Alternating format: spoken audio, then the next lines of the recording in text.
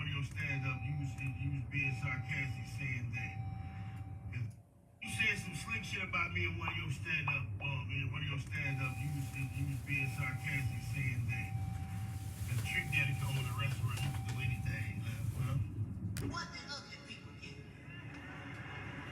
What I know. That ain't my family tree. I thought somebody was gonna speak up. No, for the first time, it don't matter what the fuck you look like. You can fucking make it. Trick Daddy is rich and famous.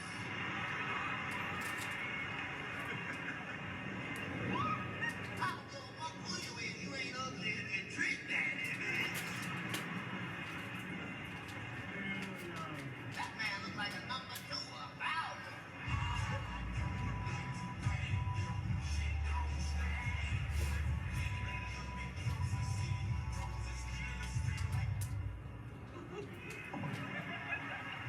He can make it, you can make it. That man got herpes, syphilis, gonorrhea, lupus, and he got a restaurant and a cooking show, and he eat ass. You can make it.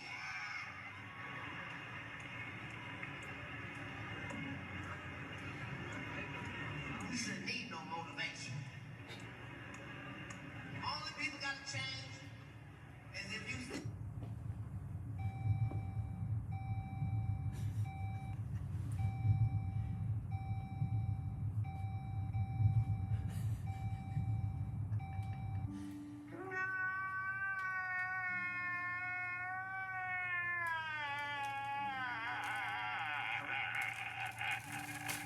Yo, why is Cat doing these dudes like this, bruh? Trick Daddy is big mad about this shit, and I fuck with Trick.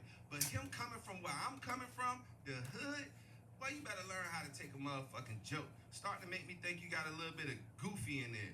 And then he went on a big-ass rant that I couldn't really get all of because of YouTube guidelines. They'll try to flag me for the shit, but I did get a little bit of for you. Listen to this guy. keep my name out your mouth. Keep Ricky Smiley name out your mouth. Keep all OG's name out your mouth. If you don't like a person, you don't say it. I told people that I didn't think you was funny. I ain't never say I didn't like you. And I'm glad I didn't never say I didn't like you. Because by me not thinking you were funny, I actually saw you one day. You said he wasn't funny. My ass off. I was crying laughing one day. Remember that little boy put you in the headlock? I was crying fucking laughing that day. Those scary curls, hair perm wearing ass. Stop, listen, man. Stop talking about other to be relevant in the game, the trend. Cause you was trending today, and I'm gonna be trending tomorrow on your bitch ass. And I'm with whatever you with. He needs some milk. I just wanna live my life to the fullest, to the fullest, to the fullest, to the fullest. I just wanna live it to the fullest.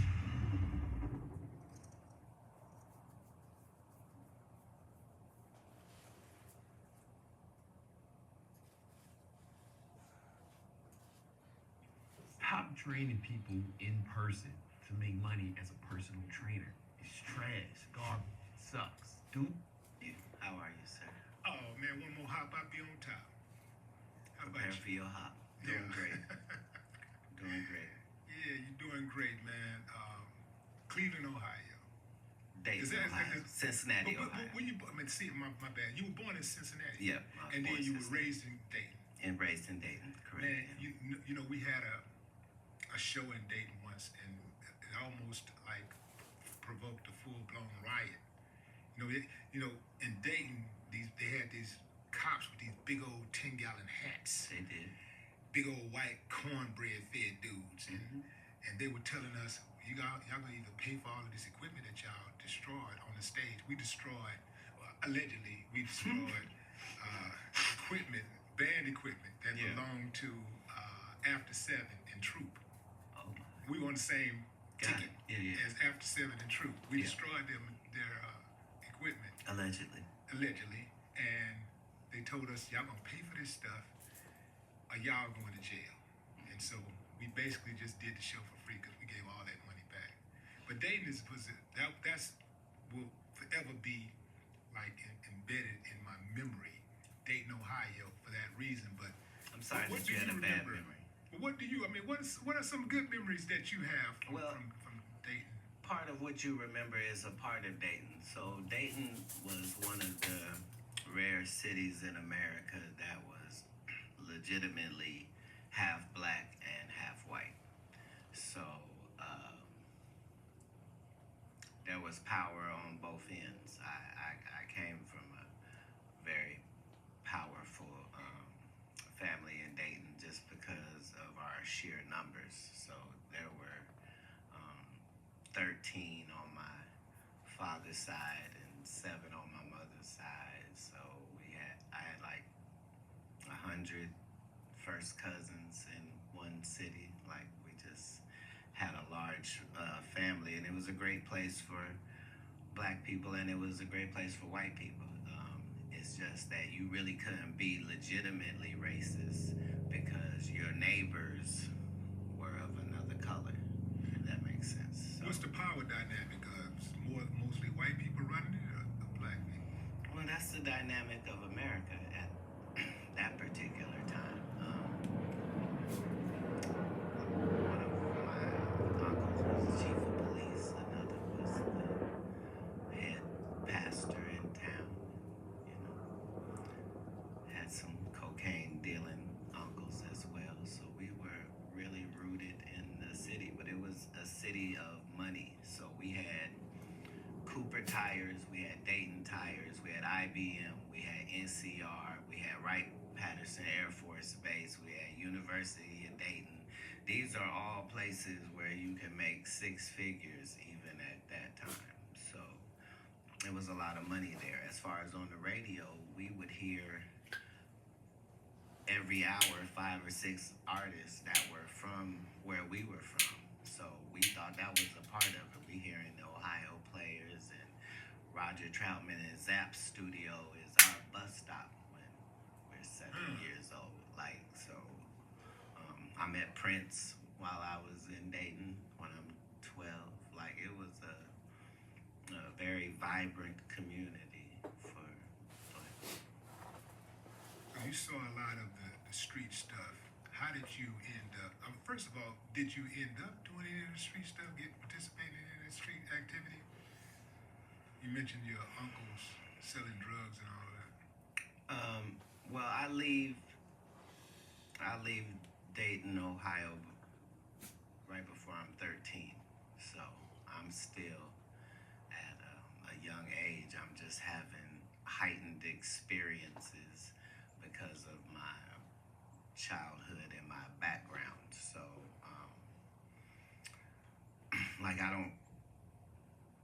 I've always had money, but I don't come from money. So I was able to cut grass in the summer, and I was able to shovel snow in the winter. That's what I was allowed to do. So, but consequently, even as a kid, I'm making like $6,000-7,000 a year, and this is At 12 years old? before that, at 10. At 10. Just because that's what I was allowed to do. And I'm a hustler by nature. Like, if I get a hold of a lick, I want to see how many times it flips, not if it flips. You know what I mean? So,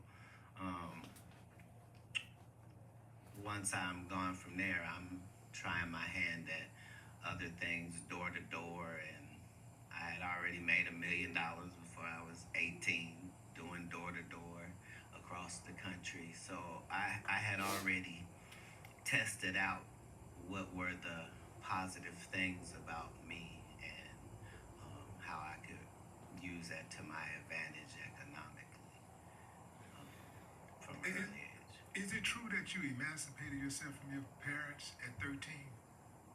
Because I read that somewhere. Well, Wikipedia says something like that. I wouldn't shame the family. What I would say is that it can't be called run away because I didn't run away. I left, but I don't tell that part of the story just because there's zero chance that if a young person listens to me and follows my example on that they'll be okay. But I knew I would be, but I was a little off. Like, I knew Jesus left home at 13, so I didn't feel like I was out of pocket in any way. Wait a minute. Are you saying that at 13 years old you was cognizant of the story of Jesus leaving home at 13 years old? I had been accepted to college before I was 12, so I was already a little bit more advanced than your average child. I had probably read 10,000 books at that period in my life. So I was blessed in that way. But as you know, you can't really just live on that. So God navigated where I was able to see the underworld, if you will. So I go from my parents' house in Ohio to Miami, Florida by myself. I don't know nobody. And that's where the story begins. But In your formidable years, who is that person? Was there a single individual who inspired you, or some guy or a person that you looked up to and you said, I like the way that they move and I want to model myself after that person? yeah, this is going to be a weird answer. Yes, that's one of the things that I was probably the best at.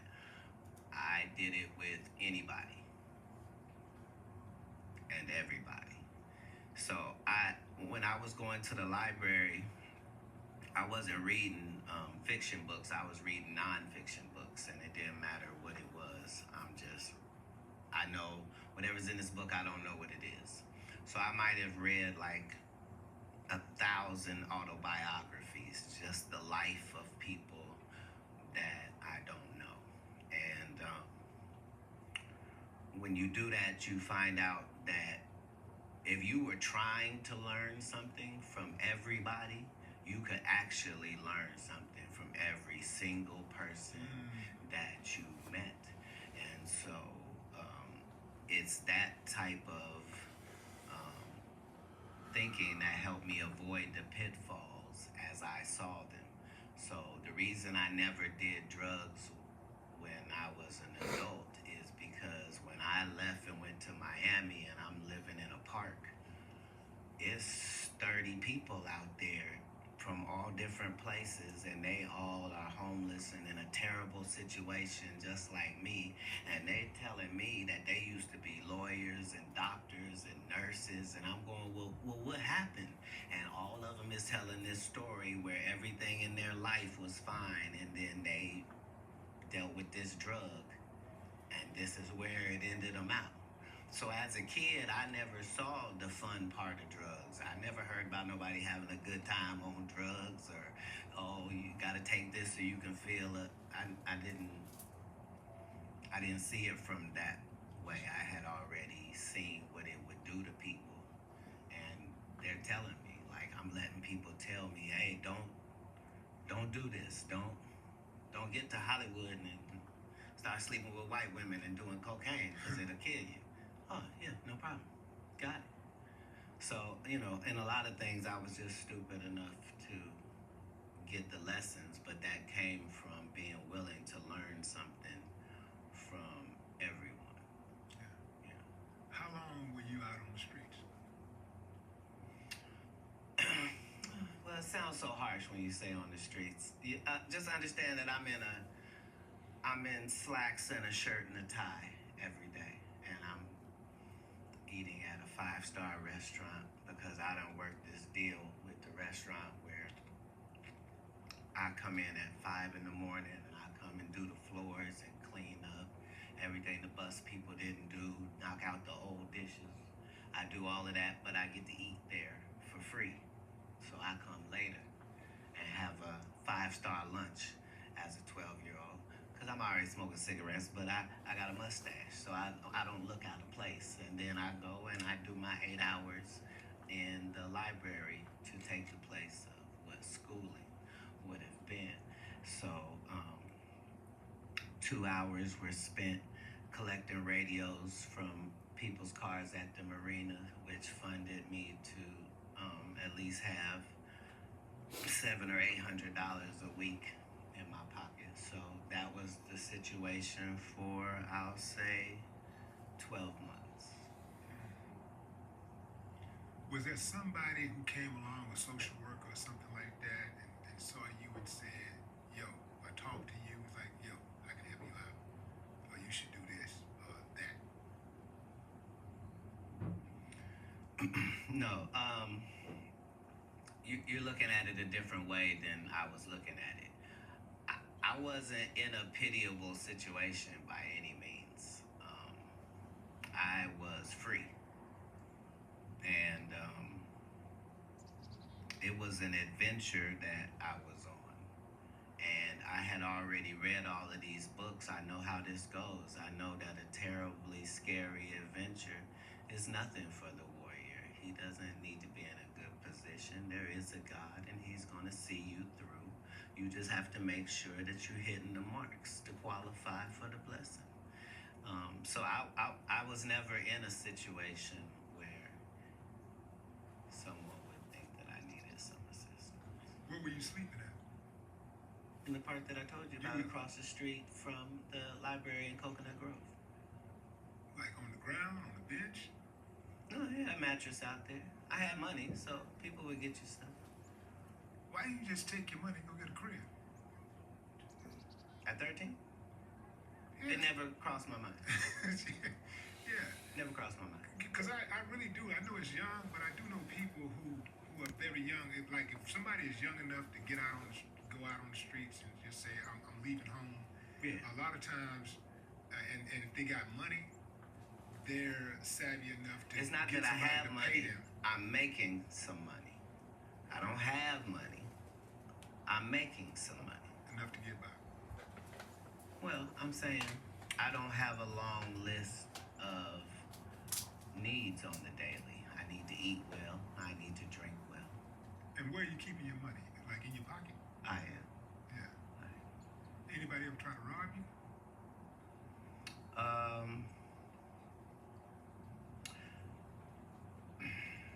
No, I did have somebody try to violate me while I was out there. I think because I didn't know really what gay people were, so I wasn't really clear. I knew how gay people acted as I had seen, but I wasn't aware that it had a sexual connotation to it.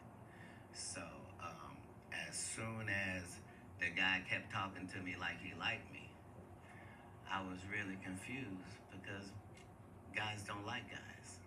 And I'm trying to figure out, is there something about your background that makes you talk like a lady while you're talking to me? But yeah, I had that as a situation. But other than that, no, I wasn't frequently tried as a young person. Yeah. So I'm asking some of these questions that I'm asking because I'm really trying to figure out, like, how did you develop your psyche? Like, you're a very insightful dude. Right.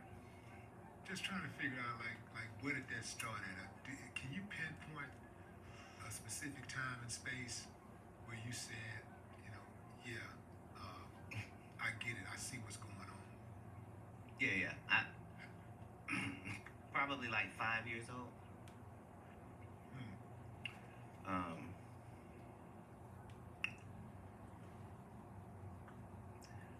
First and foremost, this is gonna sound really, really weird, but I believed at that young age that you could have a relationship with God, and I know that that's kind of old-fashioned now.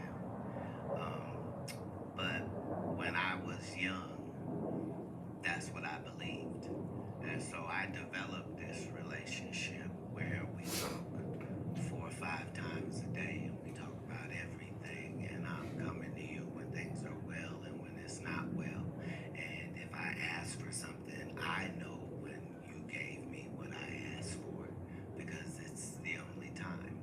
So I understood at a young age that I wasn't like everybody else, that I was in a blessed position, and that I had the ability to be able to make things happen if I could find the instructions and follow them. So, at 5 years old, that's how I thought. I knew when things were wrong with the Bible. I wasn't worried about authority because God was like the authority, and other than that, I gotta tolerate you, but I'm not allowed to bow down. I'm like that as a child. So my parents didn't do anything wrong. They just wanted me to live a life that I wasn't going to live. They wanted me to be this, and I was not free to live a double life. I can't be that and be what I'm trying to be. What was that they wanted you to be? A part of their religion. They were very that Christian? devout in religion.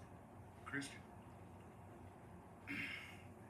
Yes, a branch of Christianity, yes. At one point, did you become a Muslim? At one point, I became several religions because that's the only way you can really find out what's going on in a religion. Religion is not something that you can just study the books about it and now you know about them. I had to be a member of the Fruit of Islam in order to know. Minister Farrakhan calls me his son. I was not regular even in that endeavor, just because whoever the true God is, I don't play about him. And I understand that regardless of what you choose to call him, it's the same entity. And once you study all of the religions, you find out that nobody's really disagreeing with anybody. The Jews don't believe this whole set of things that Christians don't, and Muslims either. Why are people so afraid of Farrakhan?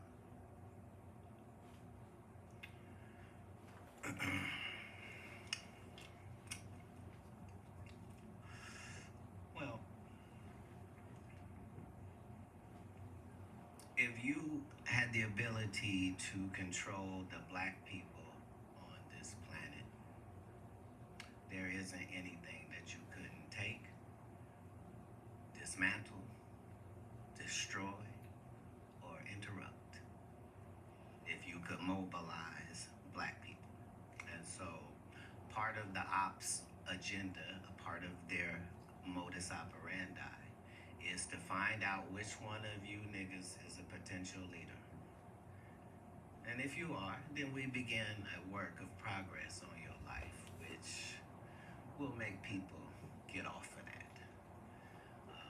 It's a part of it, as much as in any defense, you're trying to figure out which way this dude is likely to go, so I can rip that ball.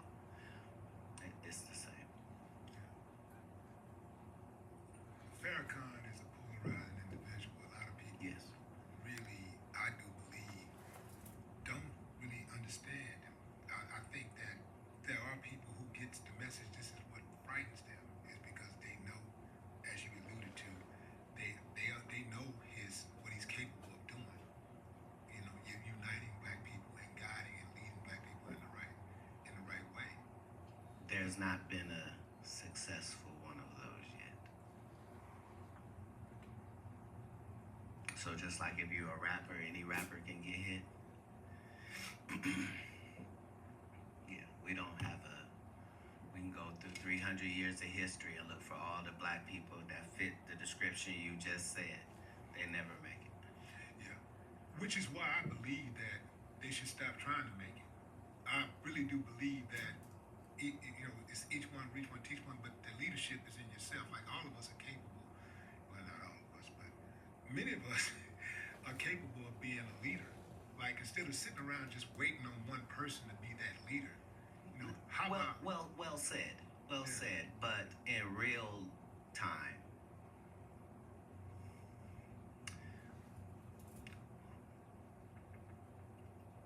being the leader of yourself gets you nothing. The people demand to be led, regardless. There's not 13 shepherds and all these sheep. Why? Because it's unnecessary. Just one. Just one that has the connection with the sheep, which allows the sheep who has a brain about that small to be able to just focus on eating grass and not worry about falling off a cliff. We have the desire as humans to be led. We want to be led into battle. We want to be led into the football game. This is all because this is how we are wired. The cheerleaders and the pomp and circumstance, that goes back to the times of first humanity, because we do need that. Yeah. Well, you're talking about a myriad of leaders. You're not just talking about a single individual. Right. And I see a lot of people just be sitting back waiting on a Messiah. They're waiting on that one person. But they are too, though. Who's that? The other side is far more diligent about looking for that Messiah than we are, because they know where to look. You probably wonder, why do white people pay so much attention to black people if they don't like them? You would think if you didn't like something, why would you be paying attention to it? I don't pay attention to things I don't like. What's the answer? The answer is the liar knows what lie he told. You see what I'm saying? So even if I made it deceitful and I made you think that the answer is over here, but the answer is really over here, I'm still going to be looking over here. Me, the one that tricked, because I know this is the right answer. Black people have lost their identity, but our oppressors have not lost our identity. That's just why they chopped those noses off of the Pharaoh and the Sphinx in Egypt in the first place, is because without this nose, we can tell you this is whoever it is. But with that nigga nose, it can only be niggas. Why would somebody vandalize a whole face and only vandalize one part? Nobody wanted to knock an eye off or take an ear off, or no chins missing. No, just the nose. Because it's a brand. It's a brand. All right, go ahead. You have an uncanny way of thinking outside of the box, and you are very good at breaking things down like you just did.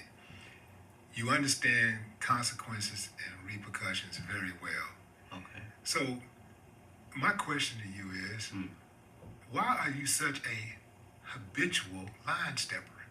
Why do you cross that line so often when you know what the repercussions and consequences are going to be? And they're not going to be favorable to you. For example, Right. I saw where you and Suge got arrested, right? You and Suge got arrested? Is that true? Allegedly. Allegedly. Yeah. Allegedly. Okay. Like, and What were we doing? allegedly it had something to do with like some type of photography, a camera or something like that. I'm not sure. I'm just sure. I'm just saying this is what I read. I'll tell you the story, Yeah, and you tell tell me me the story. then, does that change how you frame this? Okay. So, we have a meeting with a hologram company, which is going to go into a licensing deal on some holograms. This is in Beverly Hills. So now there's a rodeo, and behind that is an alleyway where you park your vehicles. That's where we are. Suge has brought his son with him, who's 5 years old. And before we go into this meeting, Suge's son runs behind the dumpster and urinates. And a lady films his penis out, peeing behind the dumpster.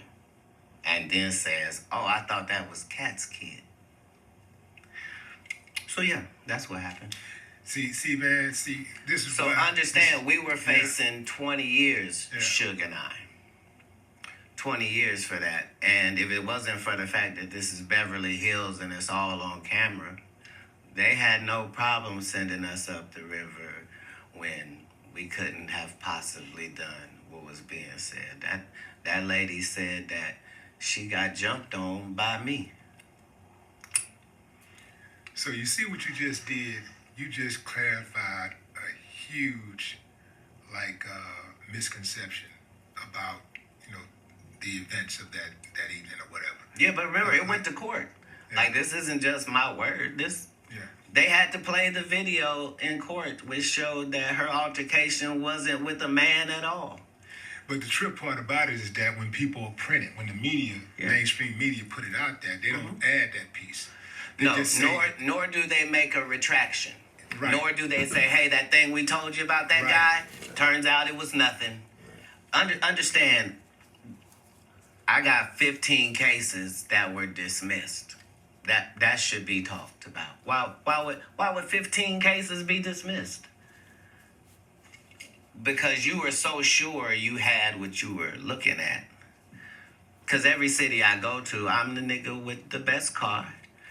It's probably smoke coming out that car. It's probably girls gathering around that car. I look like the plug. I get it. And you probably already hurt me by the time you find out who I actually am. right. See, because of that clarity you just provided, Yes. is the reason why I want to know.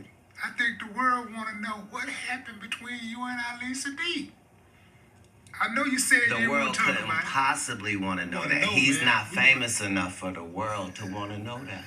Ali's Because famous. my side of the world doesn't want to know that. See, My side of the world. here's the thing. What happened, man? A lot of times what liars do first is they set up a narrative and a scenario. Like Michael Blackson just got on national TV and told people, yeah, I got a beef with Cat Williams and Cat is mad at me about this and because I said this and I didn't even mean it like that. And the whole time, he's never talked to me. That's how he feels. He's heard I'm angry. I've not had a conversation with him.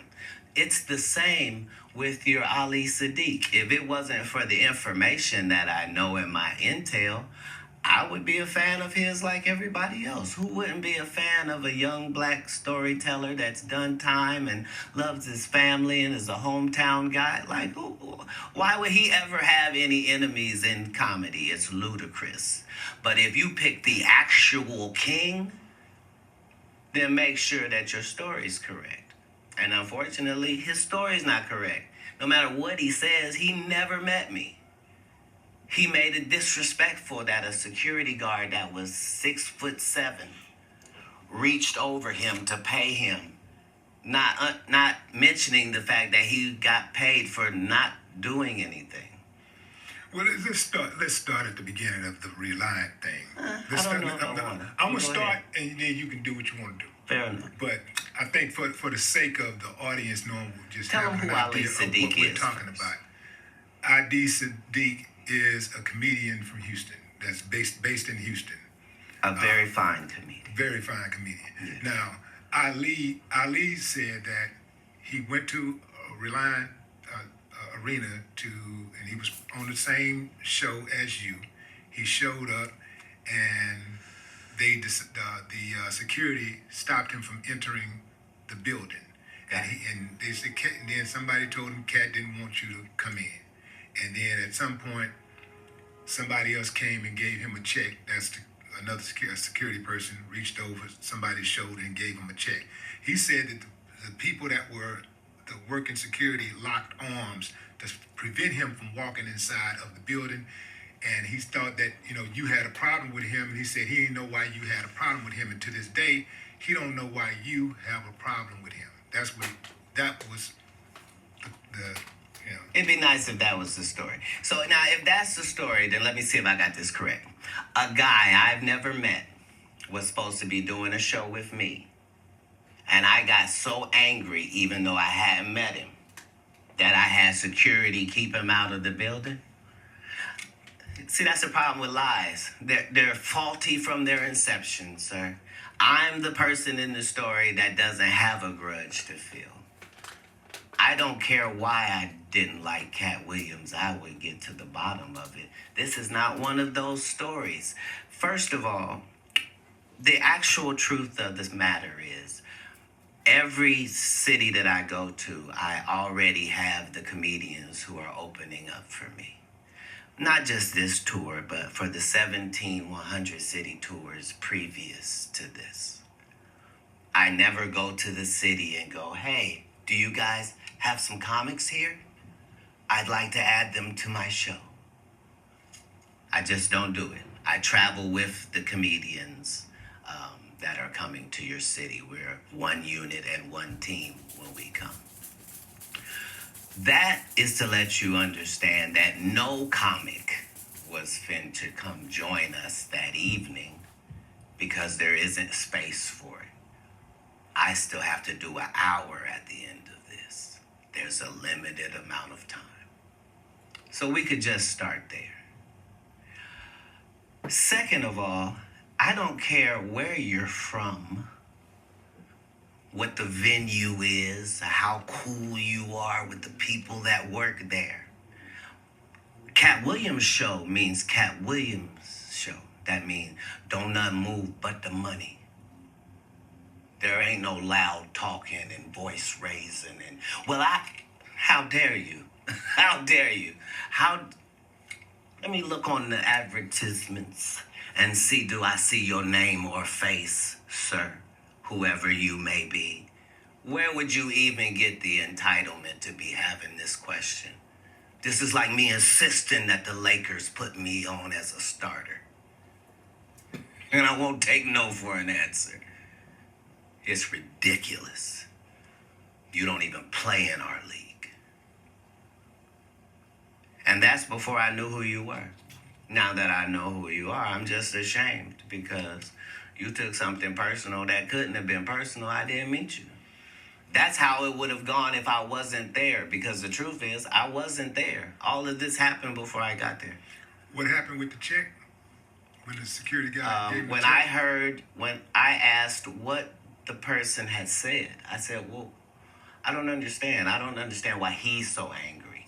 What did he say to you? He said, I'm supposed to be on this show. I said, well, maybe he was expecting to get some sort of a payment. And now he thinks he doesn't get to get paid because we already have a tour. I wouldn't want that. Pay him for performing. So he got the check of the performer. This is what he's angry about. Imagine the audacity. Remember, your story is that I'm kicking you the fuck out. Get out and lock arms and don't let him in. And paying you? Make it make sense, King. Either you're smaller than I think or I'm bigger. Either one. Like, you can't keep positioning the narrative, because that's all this is. This is so that in a conversation in America, there'll be something where he and I are evenly linked. And only people in his hometown are floating that narrative. With Fargo, the new virtual assistant from Wells Fargo, you can instantly know what you spend on things like food. Fargo, what did I spend on groceries this month? Hey, Dad, can the guys pay for dinner? No. Want faster, easier banking? You can with Wells Fargo. I'm really him. You don't believe that there's, under any circumstances, that you and Ali can come to a resolution, just be cool? You just talked to me. You know I don't have a bone in this. Yeah. I don't have a bone in this. So if I got him on the phone, you talk to him?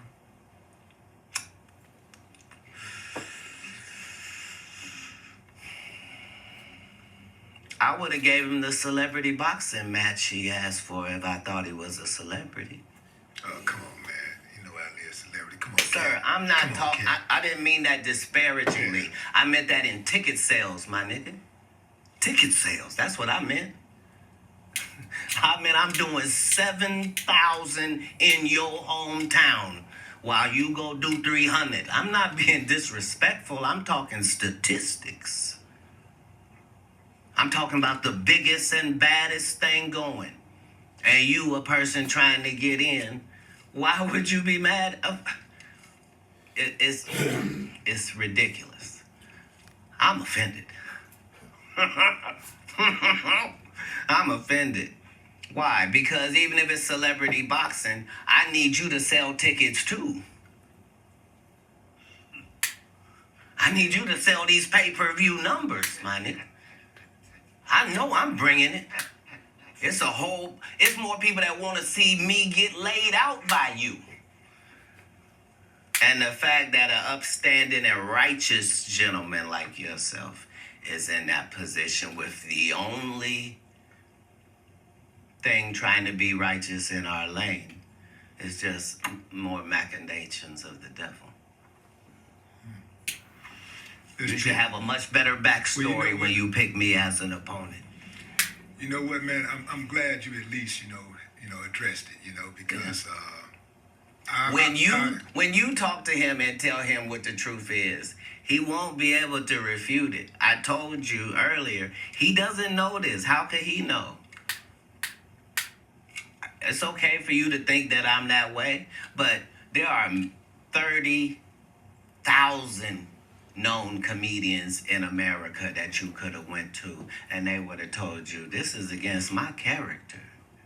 I am known for confronting my issue head up, be it Satan or his affiliates. I don't care if you 6'6". I don't care if it's 5 of you. I don't care if I'm guaranteed an L. I don't care if you put a gun in my face. I don't care about none of that. I care about doing the right thing as I see it in that moment. Yeah. Man, how did you get on in the first place as far as like with the movie thing? Like, I know I'm skipping over the comedy, but how did you get on with the movie thing? Like, specifically, I want to know about Money Mike. I want to know how you got that role. Right. So here's the whole thing. Liars always come up with terrible lies. So Ricky Smiley says, yeah, Cat was supposed to play the Santa Claus, and I was supposed to play the pimp. Liars always have ridiculous narratives. Nobody in America can imagine that a real movie studio would cast 5'5", 145-pound Cat Williams as a fucking Santa Claus, number one. Number two, Ricky Smiley was finna play a pimp. Really? Ricky Smiley has played a woman more times than Ricky Smiley has played a man. He's played Bernice Jenkins 5 times. I got it in my contract that I don't work with Ricky Smiley unless he's playing Miss Bernice Jenkins. Get out of here, man. That's in your contract for real? I make my contracts, sir. When you're the master of your masters, everything else is subservient. That's why we have control. That's why we're hated, because there's something to hate. But anyway, so Money Mike, this is my first audition, not just my first movie. It's my first audition.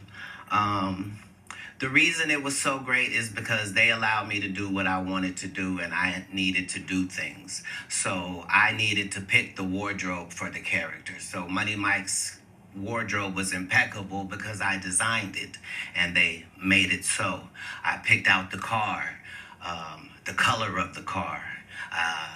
They had a guy playing a pimp. I need this to be an actual pimp. We need Bishop Magic Don Juan. Everything I had to do. Me and KD Albert, who played Donna, and Terry Crews, it was all of our first project, and my job was to make sure that we came off as if we were seasoned actors.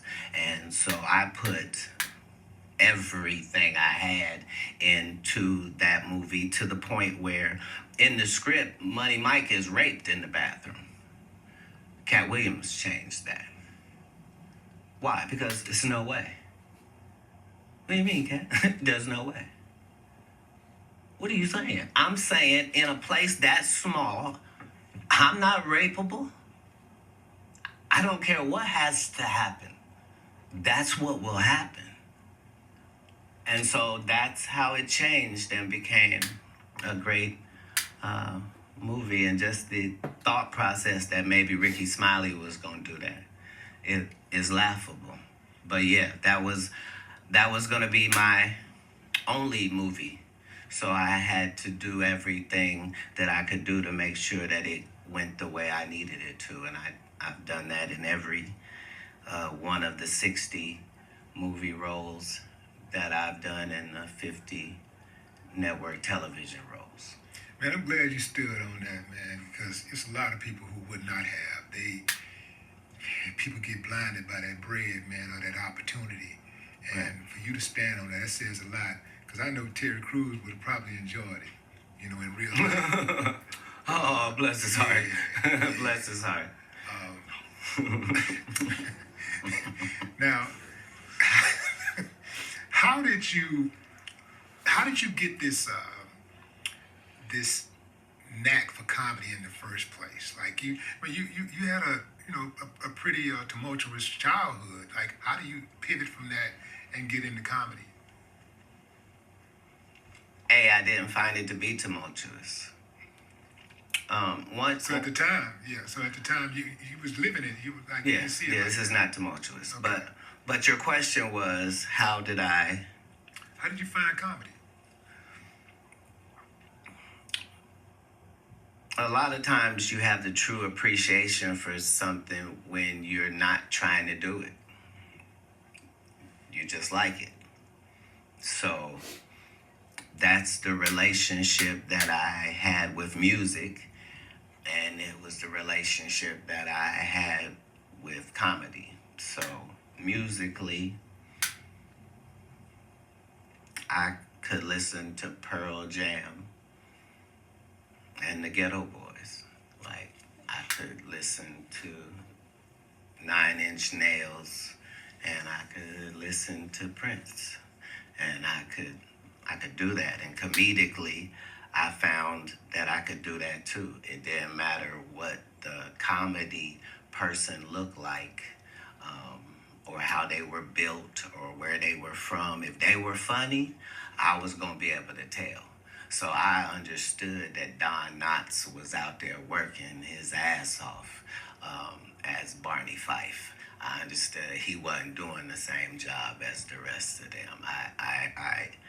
I understood that laughter is an emotion, and anytime you can tap an emotion, that's very powerful, regardless of what emotion you're tapping.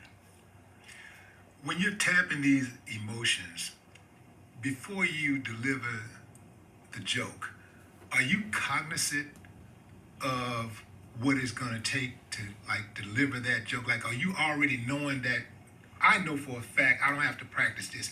They're going to be with this right here. When I say this, oh, I'm going to get them. As a comedian, I have the best fan base in the world, like documented. You do. The slight amount of advertisement that they allowed me to do, and the fact that in a place as glorious as Houston, they pack the arena to the rafters, is based upon the fact that I, in 1995, started a conversation with a fan base which was maybe 5 people. And through this entire time, I've kept up the same conversation with the same people as they grow. And I'm letting you see me win. I'm letting you see me lose. I'm never allowing the product to be affected by what's going on, because this is the greatest relationship here. So, consequently, bam, they know some things when I come to town. They know I'm finna bring the baddest comedians with me. That's who's gonna be opening up. They know this all over the country. And then they know that whatever it is Cat's gonna talk about for an hour, they know he did not talk about this the last time he was here. They know Man, that. how in the hell do comedians get away with that anyway? Because I'm not going to see the same comedian tell the same jokes, 100 times in a row. You let a rapper rap the same songs, though, and you let a singer sing the same songs, the classics, and you'll allow that. And so Yeah, but funny is supposed to be spontaneous. So that's the difference. Well, Well, understand that comedy has its roots long before social media. So, before social media, you might have heard that this comedian is funny, right? And somebody might have told you what he said, but it didn't sound that funny to you. They just told you what he said. But when you see him in person, oh, he's hilarious. And so comedy always had a cycle where you showed the whole circuit your body of work. It's just comedians had gotten so lazy that they were doing one great set that they had on Comic View or Def Jam, and they were touring that for 15 years without changing it. And so we made it a part of our effort to push the fact that you should be writing new material and shaming the community into it by just, I'm going to keep putting out these specials and this new material. How long are you going to continue to tell these jokes? Because in a minute, the audience is going to be like, no, they got to say something new. And eventually the audience did do that. And Well, some audiences show up and they want you to say the old joke. They demand that you tell the old joke. I don't have not one of those people in my fan base because they know better. They know that I would never let you pay me so you can hear some shit I already said. I respect you too much for that. What you gonna get from me is brand new. This is new. Right now you have 12 comedy specials. Okay. Is there a magic number in mind, or you just want to just keep running to make sure you got the all-time number and that's secure? Are you already at the top? I'm in no way counting numbers. You've done. I'm saying if 12 is the most, if 12 was the most, there's not a number because I'm not putting a number to it. Right on time. What's going on, man? I've been special that many times for an hour. 17 tours, 100 cities. That is a lot of work. That's enough work for a few lifetimes. Most comedians won't even get 100 cities. Most comedians ain't gonna do that one time. You're like, and how do you? I didn't know his background.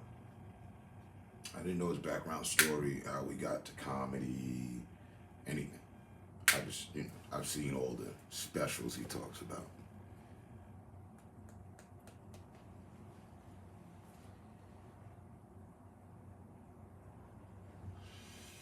And for me,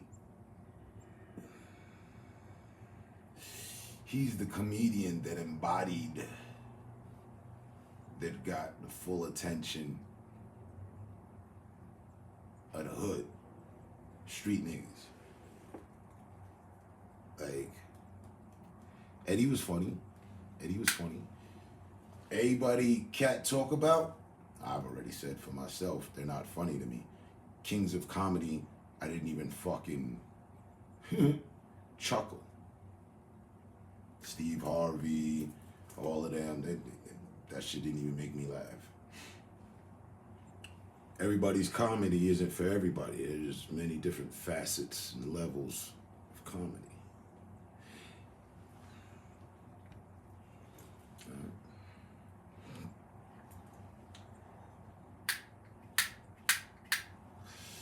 I like his story.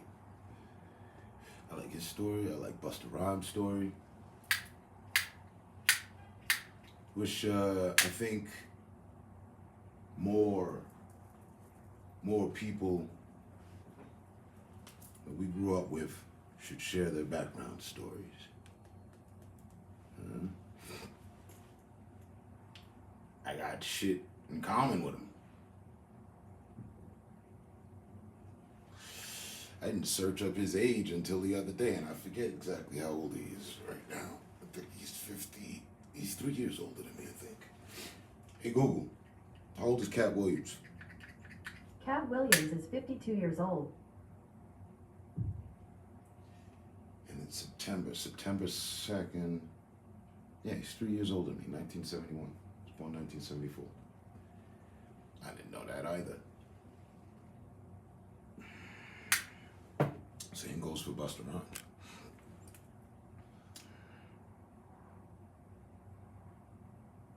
Never have been. Never. If, respectfully, every comedian he has spoken about at this point, this whole ordeal, and there's others, but the ones he's spoken about,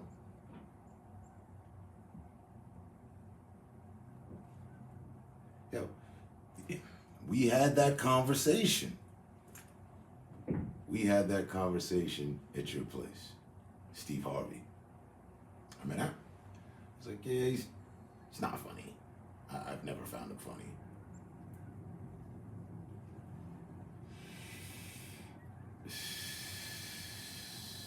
Steve Harvey might have Cedric the Entertainer, Ricky Smiley. The three of them might have made me chuckle once. Kevin Hart. Kevin Hart made me laugh once and chuckle once. That's not good. That's not saying shit as a career comic to somebody who finds tons of shit funny. I find a lot funny, but I know when people are reaching. I know when it ain't funny. It ain't funny to me. Y'all laughing. Okay. Kevin Hart's joke about his uncle with cancer. That was funny. Dude, who cancer? And his uncle went looking for him. I got the gun. That was funny. But just like they were talking about, Kevin does that. He retells his jokes. Yeah. I've never paid to go to any of these guys' concerts, but I damn sure as I watch the special, however, I don't want to rehear shit. No. I'll say something different. Yeah.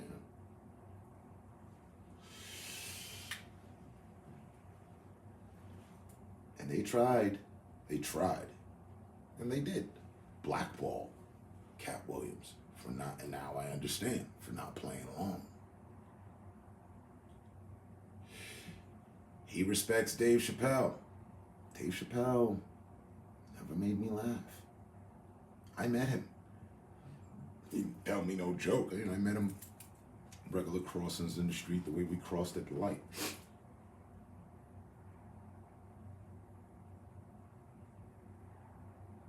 I mean, he might have had something that. Matter of fact, Dave Chappelle shit with Eddie Murphy's brother, those skits I found funny. Yeah. And they dress up as a pimp and different shit like that. But overall, no.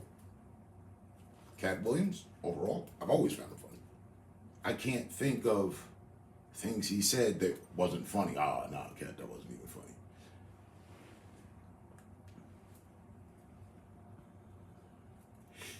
If you ask me, he took the reins from Eddie.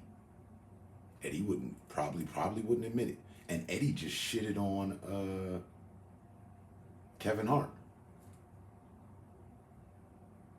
He says he's his friend. You know, I like him, all right, but Kevin Hart was saying that he broke Eddie Murphy's records of sales, and Raw is still the #1 selling stand-up comic joint in the records and everything. And then Eddie said, well, you know, I might have to come back out of retirement just to make sure my record's good. That'd be cool. I'd like to hear Eddie Murphy stand up.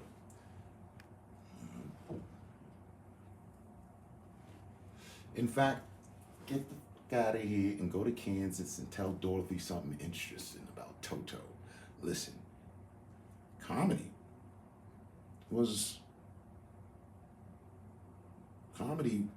Eddie Murphy, comedy, stand-up comedy,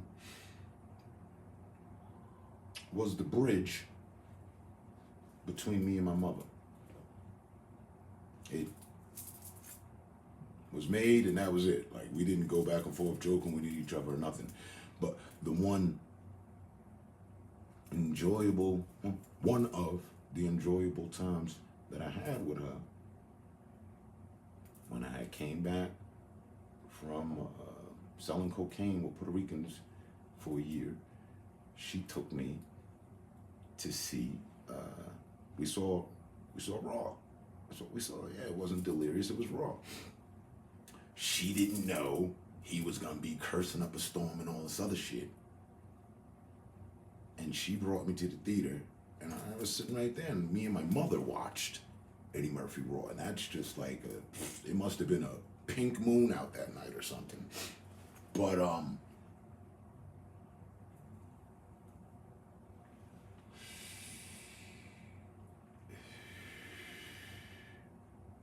truth be told, I remember her asking me, I was in the group homes, what are you gonna do when you get out of there? I told her straight up, I'm either gonna join the military or I'm gonna do stand-up comedy. Yeah, and become a comic.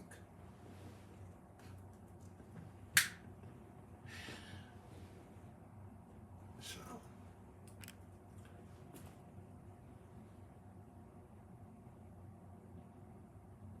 Kevin Hart was playing for him. He's not.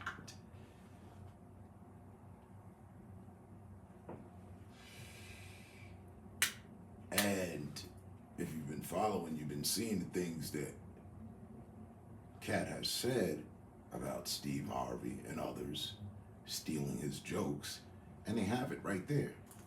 See, the funny thing is that while they were stealing jokes and all that, there was no internet.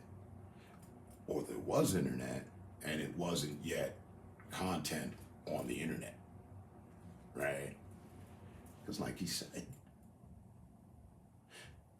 stand-up comedy and comedy had its roots well planted before social media came along.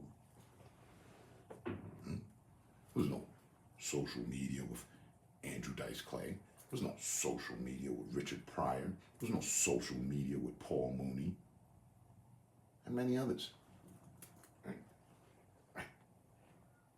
So nobody could really, and if you're doing a tour across the country or the world, I don't know if anybody's going on world tours, but definitely across the country, then unless somebody's following you, like your management crew, they wouldn't know what you was talking about. If you was taking somebody else's joke or not.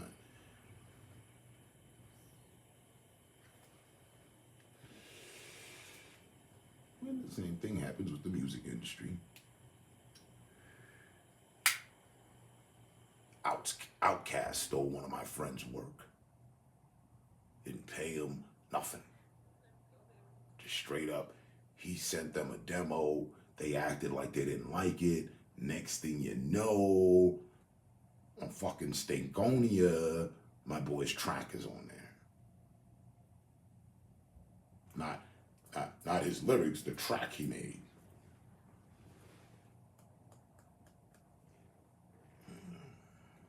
To this day, I talk to him about that. Yo, why don't you fucking sue him? Oh, it's like a badge of honor, you know, they recognized my work. And being that they took it, you know, that says that it's good. You don't need your shit to get stolen to know it's good. But okay.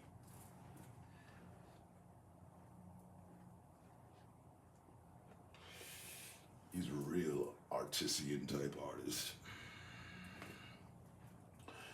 But Annie Lewinsky, how you doing? This is almost done.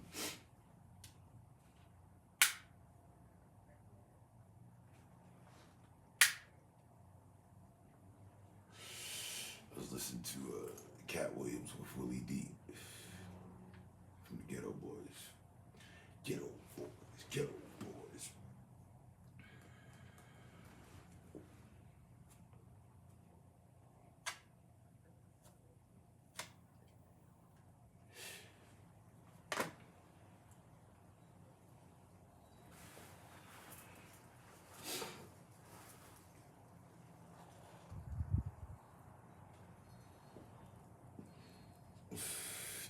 Hughley.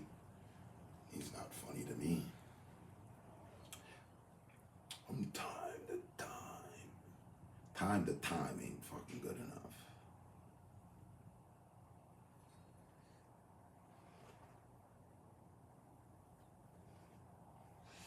Cedric the Entertainer ain't never been funny to me.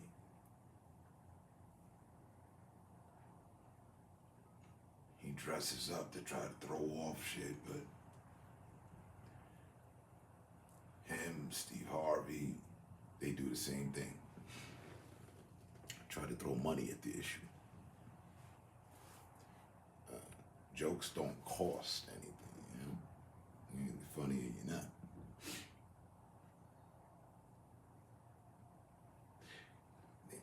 They don't have a joke class in colleges, you know? Those people are the outcasts, class clowns and whatnot.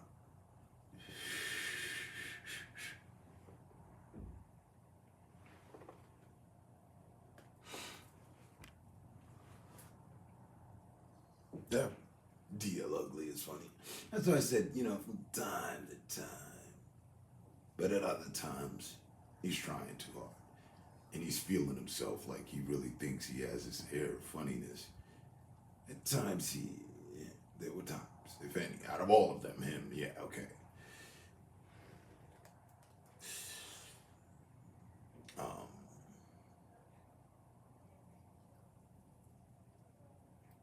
Ricky Smiley is never funny.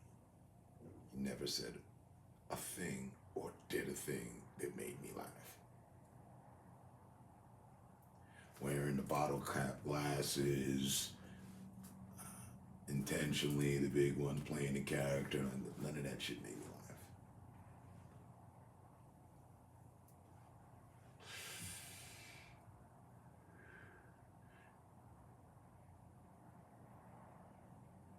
Steve Harvey,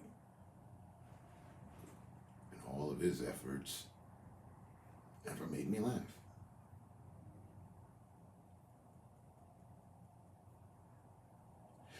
I always felt like he was trying to connect with the older crowd. It's cool, but none of that shit connected with me.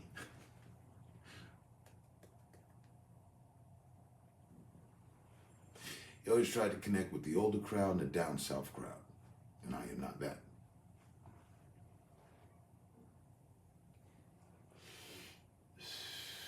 I don't know about eating pigs and ham hocks and shit.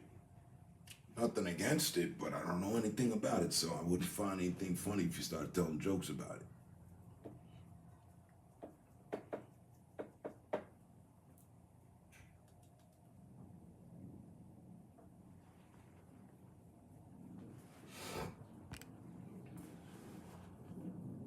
It's garbage. Garbage.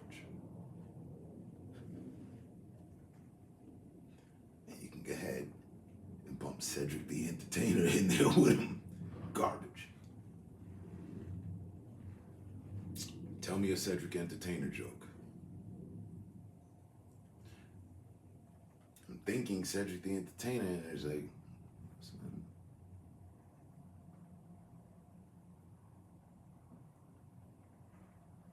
I got nothing. Right along with Ricky Smiley. And right along with Steve Harvey.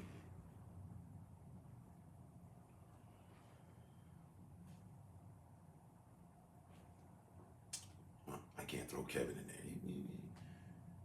That uncle shit made me laugh. But making someone laugh one time shouldn't turn you into a fucking millionaire now, should it?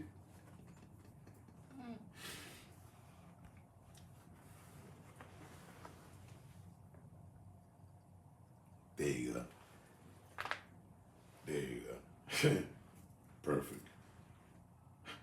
As I was reading into it, I begun to laugh. Like, wait, you actually know a joke? Oh, yeah, Cedric is funny. That's the joke.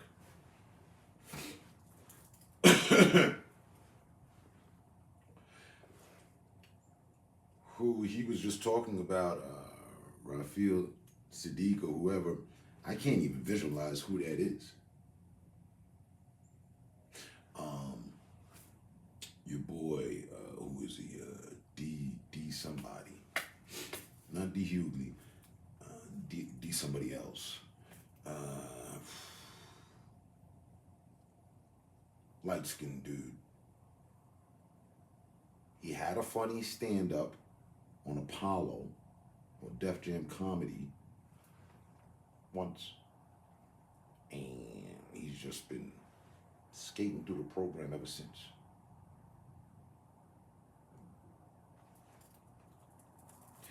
He was in that movie where they at the table eating, and Buddy says, "Who made the potato salad?" And the girl flips out on him. Put some motherfucking. Wait, why does it matter? Do you go to McDonald's and then ask who's on fries? He was the dude that covered the kid's eyes and mouth. He was a comedian. I forget his name. D something. I was happy for his success and expected more. And he did. I don't know if he got blackmailed or, not blackmailed, but what the fuck is that they do to all of us again? Shadow band.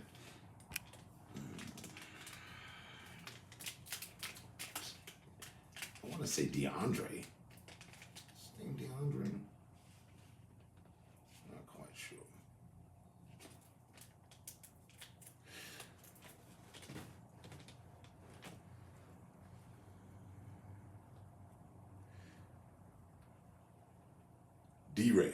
D-Ray, that's who it is. D-Ray. It's D-Ray. D-Ray. I feel D-Ray had potential to be funny, but he let it slide. He let it go. Who else got mentioned? D-Ray didn't even get mentioned in this. I'm laughing at Mike Epps. Mike Epps went at Cat. He's like, yo, bro, like, we did a movie together. You didn't even mention me one way or the other. Like, bash me or not, I don't care. I got something coming out. I need the publicity. Mike Epps is funny.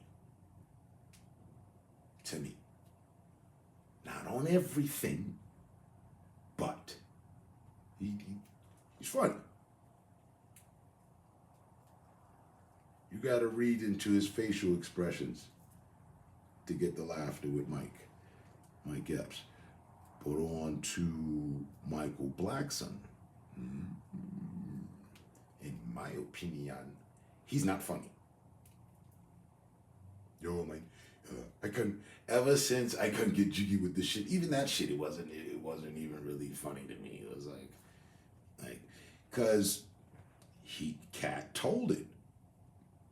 He says, yo, you're an African playing an African.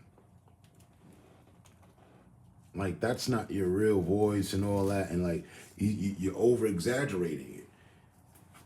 Just be yourself. And Mike didn't want to do that. Michael Blackson took a whole different route, and that's why he is where he is. He's still good. He made out, but he could have been a lot better, in my opinion.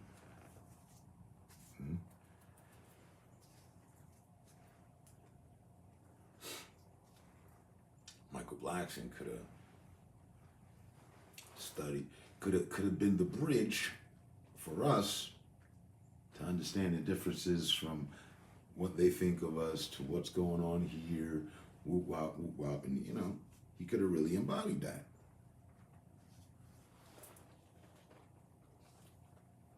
But he came and did the typical shit. You better not fuck with me, motherfucker. I hit you with a blow dart. It is over. That's not funny.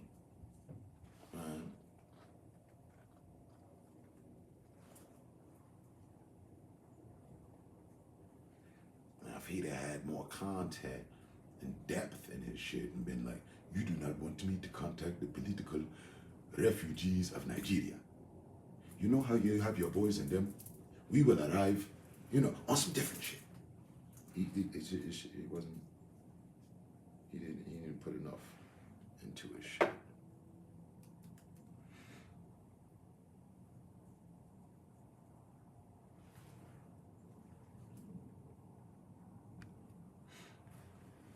Michael Blackson doesn't have any damn jokes. Not a stand-up comedian. But thrown up to the spot, that's what we thought he was. I mean, he wasn't known from anything else. He made it into Friday. You're here now, in the big leagues. Go do some homework. Wouldn't give a fuck if you won't. You better become one now. Get to it, chop chop.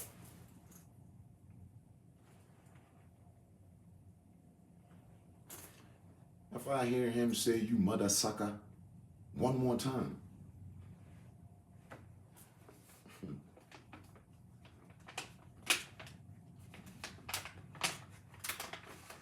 So, Michael Blackson, it's not funny. Ooh, let us not forget, get over here. I don't know why nobody didn't mention him. Y'all be having way too much love for him, but it's cool. But I, for one, do not find Martin funny. Martin Lawrence, he's done stand-up comedy as well, right? He's not funny to me. Mr. Black Elf with the ears and shit, no, it's not working for me.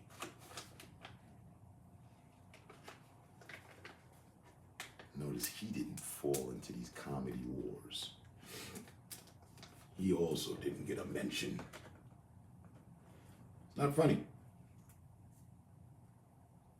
All that shucking and jucking on his show, I can't recall an effing episode that I watched and was like, yo, daddy, yo. Nope. I'm always like, I be watching fucking Pam. I be watching his wife because I always liked that. I had a crush on her, so I'd watch for her.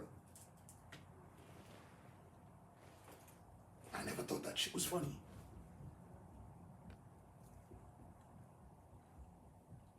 Wesley Snipes plays a better funny African. I was gonna say that before I had finished with him. Other comedians, other comics play better Africans than him. He's African. Doesn't make sense. It's not right.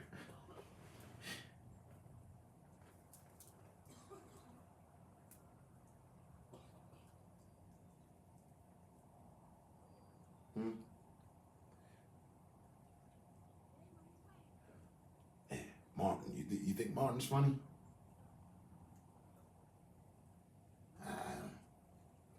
I can't think of a Martin joke. I can't think of anything he did that I ever laughed. I always thought he was just bullshit pushed to the front, like some of these others that we're talking about. I did not actually find shit funny. I don't think it's hard to make me laugh. It is if you're not funny. Martin gets GOAT status from his earlier work. I'm mad you put GOAT in front. I know, he's in the Hall of Fame. What was funny? All he did was shucking and jiving, weak ass shit for the man. To this day, I have not seen Big Mama. No, he did get mentioned. Cat mentioned him. He said, yeah, he's my older brother. And he said he wanted to be on the next movie. They were supposed to do that cop movie. He didn't do that. Then he told him, yo, look, I got this Big Mama joint. Man, if you don't get the we dressing up as oversized women, you don't get the fuck.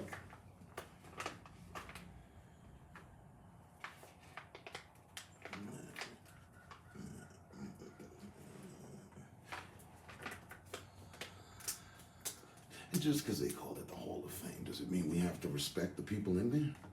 No. It's a Hall of Fame for rap. Why isn't Coogee Rap in it? They got people like LL Cool J and Kanye.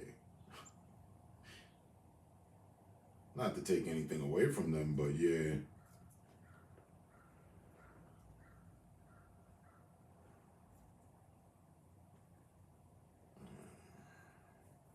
could be debatable that they don't belong in there.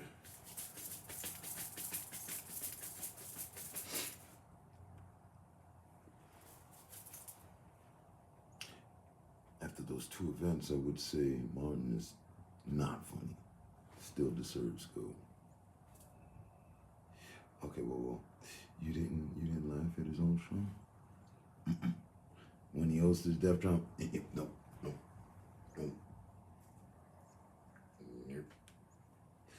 Even when he singled out Flavor Flav. Flav, if you don't sit down. No. There's been plenty of stand-ups I've been forced to watch, and I did not have nothing but a mere chuckle out of it after the whole hour and a half ordeal or 40 whatever time the fucking shit was. Nope. Martin has never made me laugh. I do not find him funny. Funny looking. That's about it. And even his funny looking, he doesn't, it's not working. It doesn't work for me.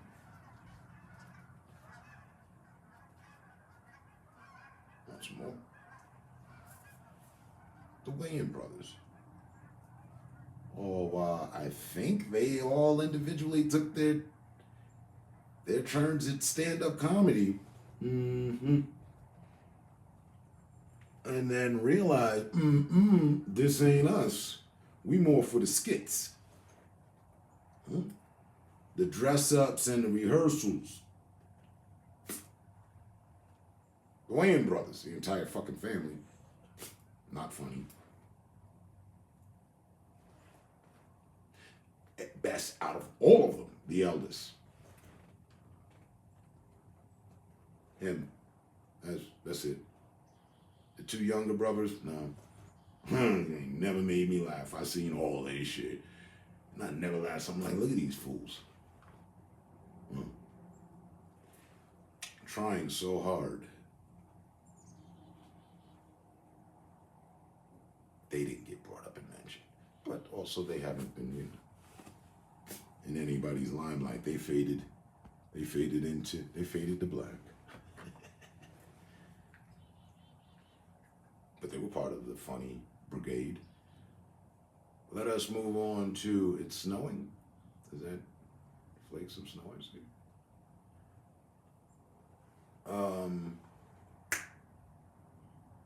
One of my favorites. Jamie Foxx.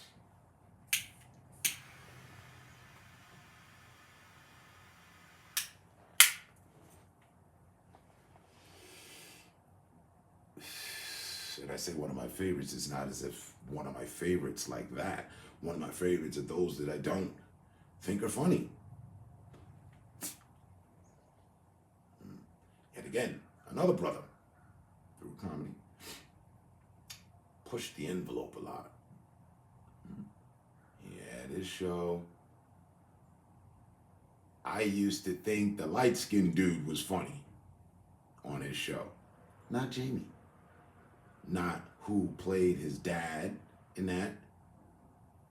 And yet again, I do believe I was watching for the female.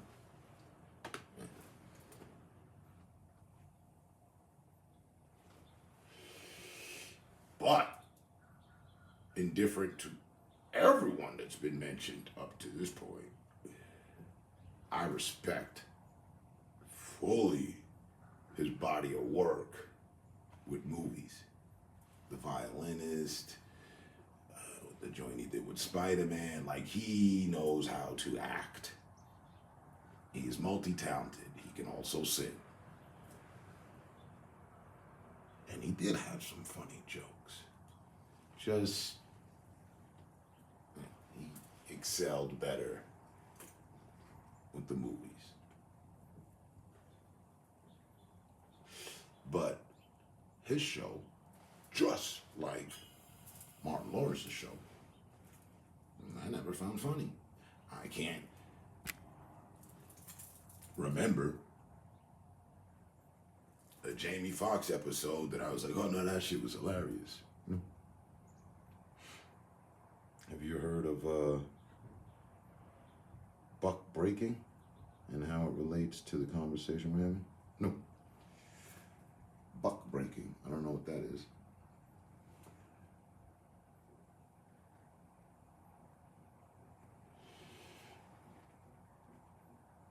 I just sent you the video.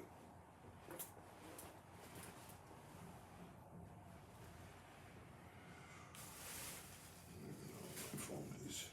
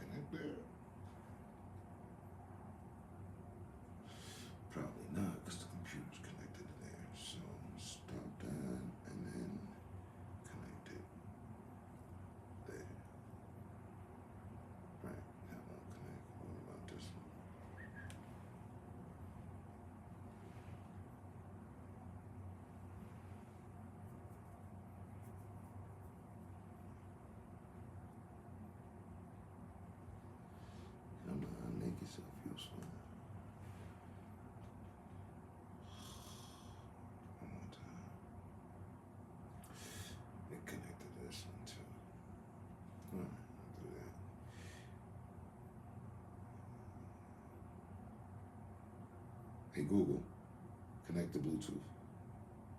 Okay, looking for paired devices.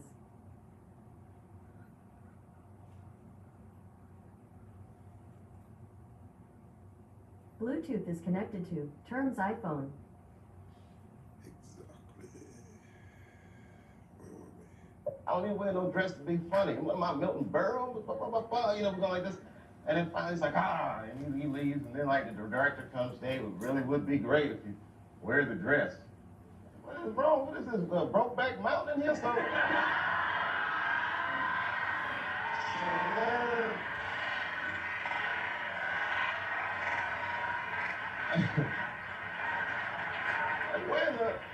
wear the dress. I want to wear the dress. I want to wear this dress. You know, I mean, oh gosh, that's so difficult. They leave. Now the producers comes, come on, David, would be so great. I mean, and then I thought,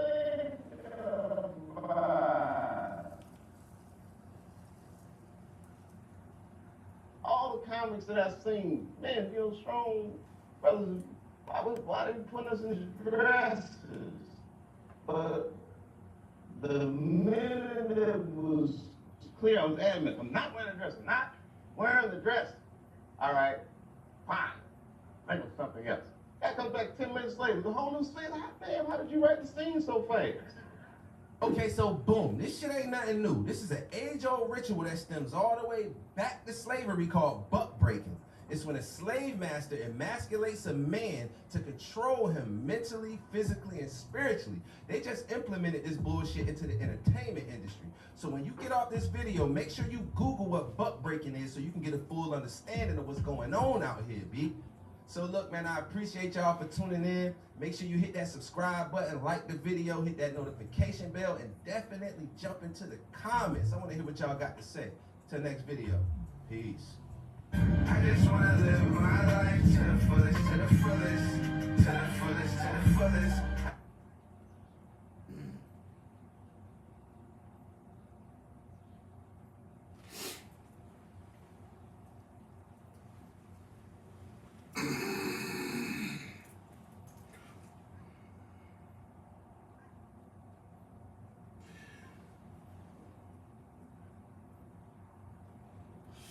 I used to know the terminology.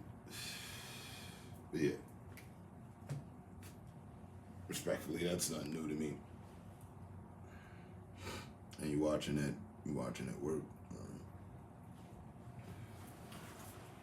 Yeah.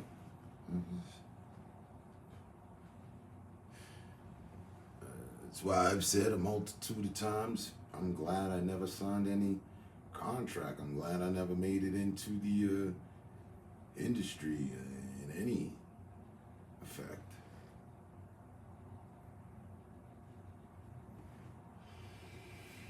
Because if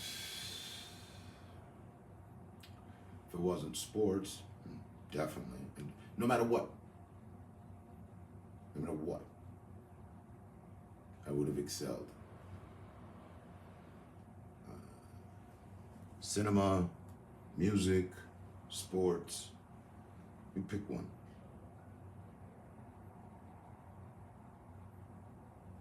And I would have excelled. And with such acceleration comes these trials and tribulations.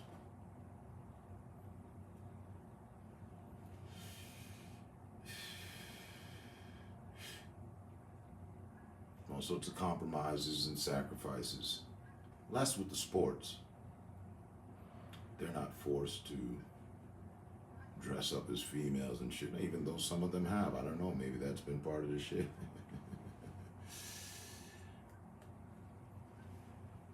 Seen Shaq in a wig before. It hits different.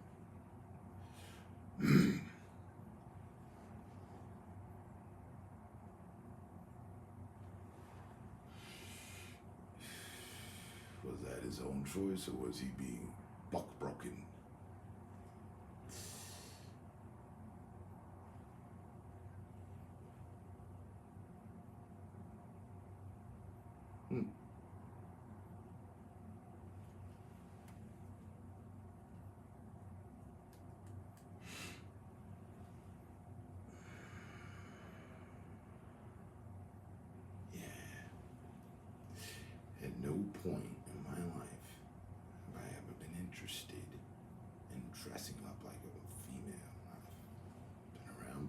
females, been around plenty of their clothing.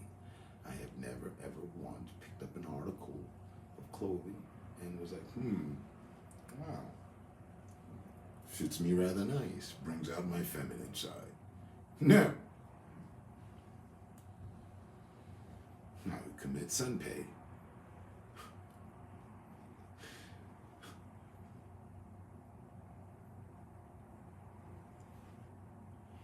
And yes, now it is officially snowing.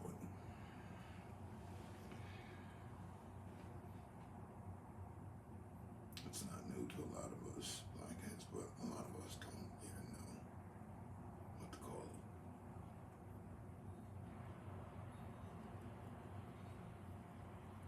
it. Outside of what they call it, I see it for what it is. Manipulation. Again, I said to someone a few days back,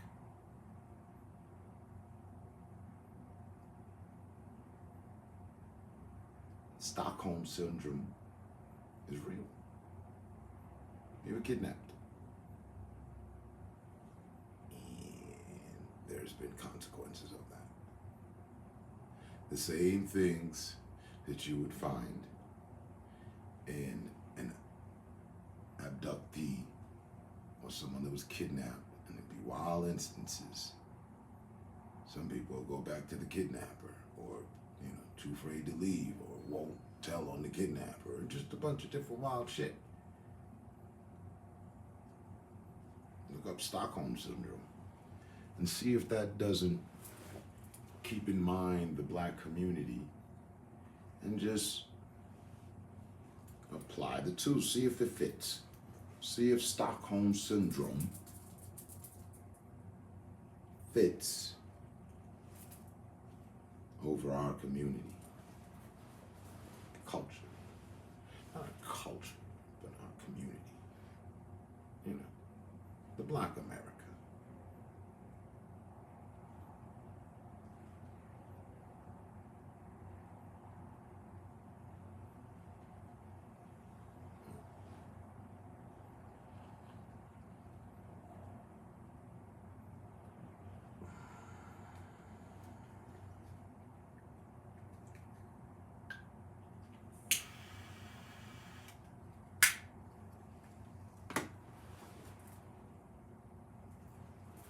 At this very moment,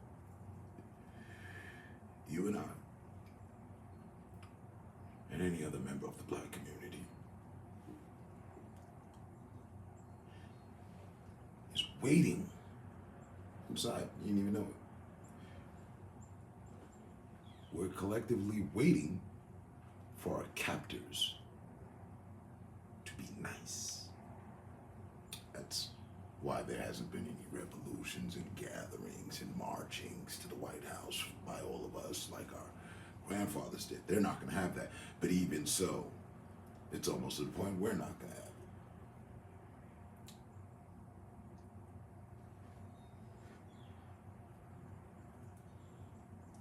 So what do we have? Patience. And no other option but to wait it out. Are they ever gonna have a heart, or are they actual monsters? The people that control, our captors.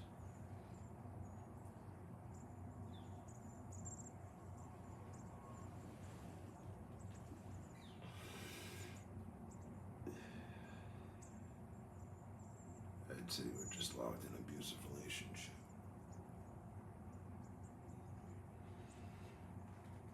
An extremely highly abusive, multifaceted of abuses and levels of a relationship. Relations. Can you relate? Get on the ship, son. We'll set sail at noon. Yeah. It is Stockholm Syndrome.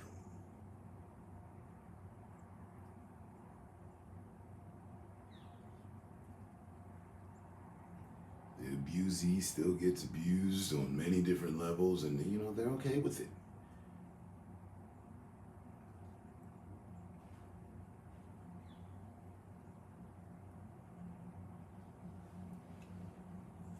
Every man wanna, what is it? Every man wanna go to heaven, but no man wanna die. Right. And they've already promised and shown that if we were to stand up, a lot of us finna die.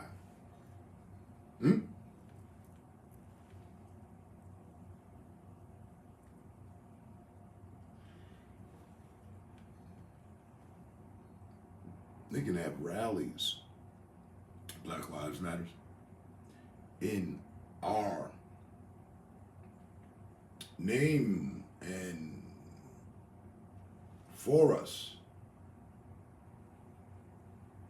When it's us, ooh, that's different. What's this?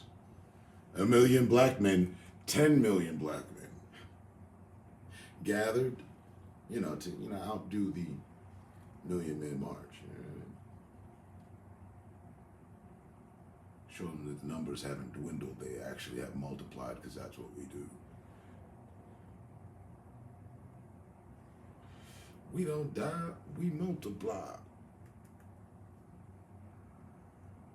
If that were to happen, well then, and only then, will there be some real significant changes and just, you know, I don't think we would all die. I don't think there'd probably be, I don't even think there would be a death. There should be a death. If we were collectively, but how would we get that to happen? That's a whole nother fucking problem, conundrum. But if we were all to rise up, hey, we demand such and such and this and that and better life and good change, and then we need past, like, you know, all they could, why?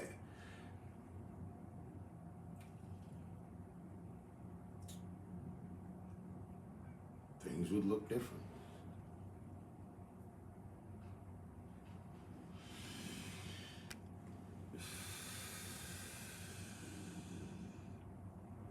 Bossman, life is good with me. I'm good with it. How about yourself?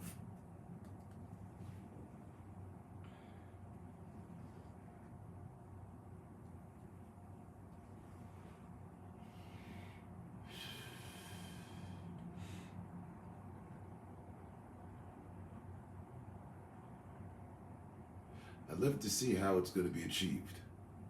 I returned to this country because I believed. It just was doing something. I was on foreign soil and land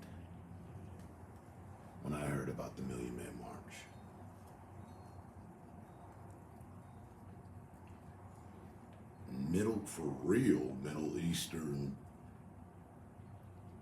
My Middle Eastern brothers came running to me.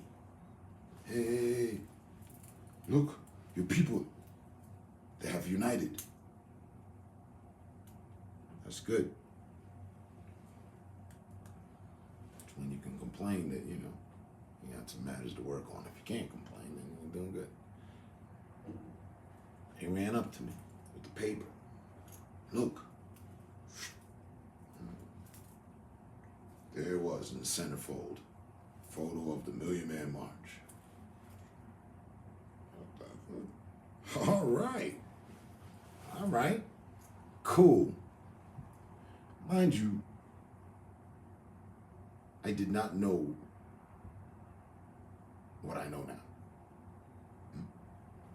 I had no idea, none, that it was a show of numbers and that was it. It was just like Al Sharpton corralling a bunch of people to appear, and that was it. Nothing came from it. No changes in laws, no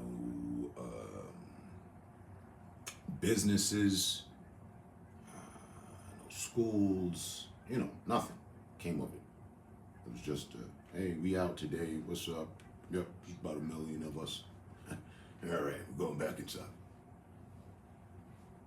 That is my synopsis of the whole damn thing. I left the entire country. I said, what? Okay, cool. Now I have dual reason to return. Not only for the money, but to be a part of the unified movement that's going on here.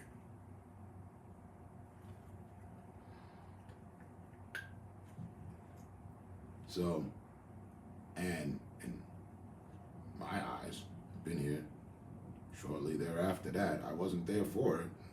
Again, I was abroad, but I haven't seen anything, all caps, remotely even kind of close to that since then. And when did that happen? Was that 1999? 2000?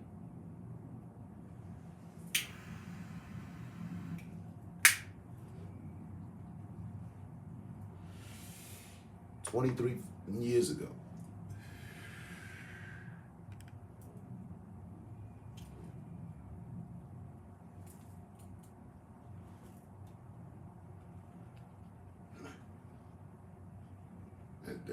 That ain't good.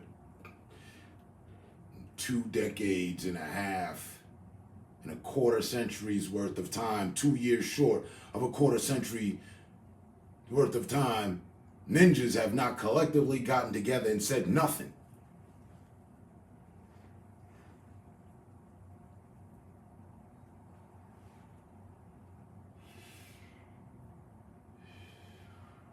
It's a shame.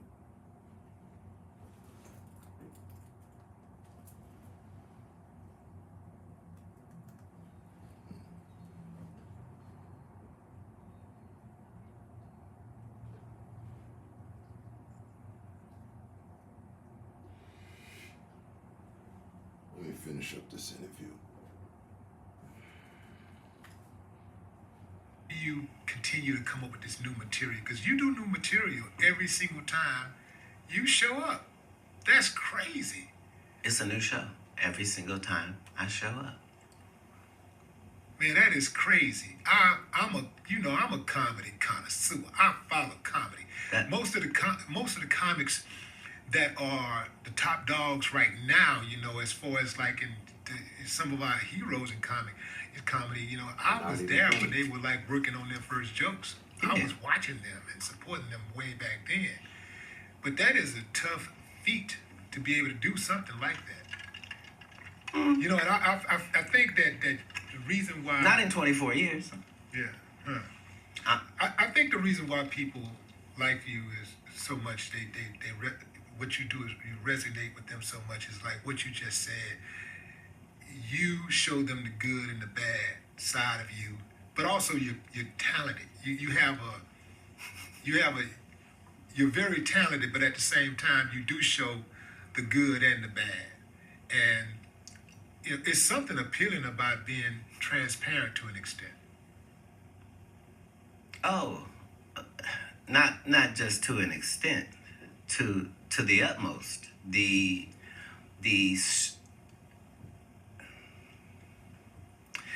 As soon as you, as a person, decide that you're not gonna lie anymore,